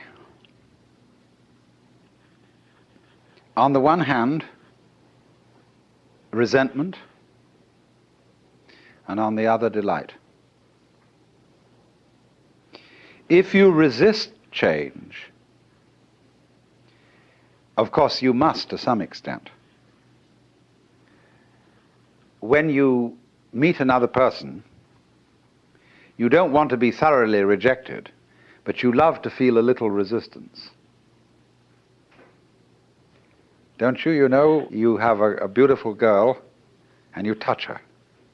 You don't want her to go blah. But so round, so firm, so fully packed. A little bit of resistance, you see, is great.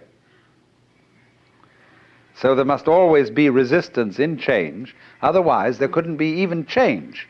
There'd just be the world would go, and that'd be the end of it. But because there's always some resistance to change, there is a wonderful manifestation of form. There is a dance of life. But the human mind, as distinct from most animal minds, is terribly aware of time. And so we think a great deal about the future, and we know that every visible form is going to disappear and be replaced by so-called others. Are these others, or are they the same forms returning? Of course, that's a great puzzle. Are next year's leaves that come from a tree going to be the same as this year's leaves? What do you mean by the same? They'll be the same shape, they'll have the same botanical characteristics, but you'll be able to pick up a shriveled leaf from last autumn and say, look at the difference. This is last year's leaf, this is this year's leaf. And in that sense, they're not the same. What happens when any great musician plays a certain piece of music? He plays it today, and then he plays it again tomorrow. Is it the same piece of music, or is it another? In the Pali language, they say, na cha so, na cha anno, which means not the same, and yet not another. So, in this way, the Buddhist is able to speak of reincarnation of beings without having to believe in some kind of soul entity that is reincarnated, some kind of Atman, some kind of fixed self, ego principle, soul principle that moves from one life to another. And this is as true in our lives as they go on now from moment to moment, as it would be true of our lives as they appear and reappear again over millions of years. It doesn't make the slightest difference, except that there are long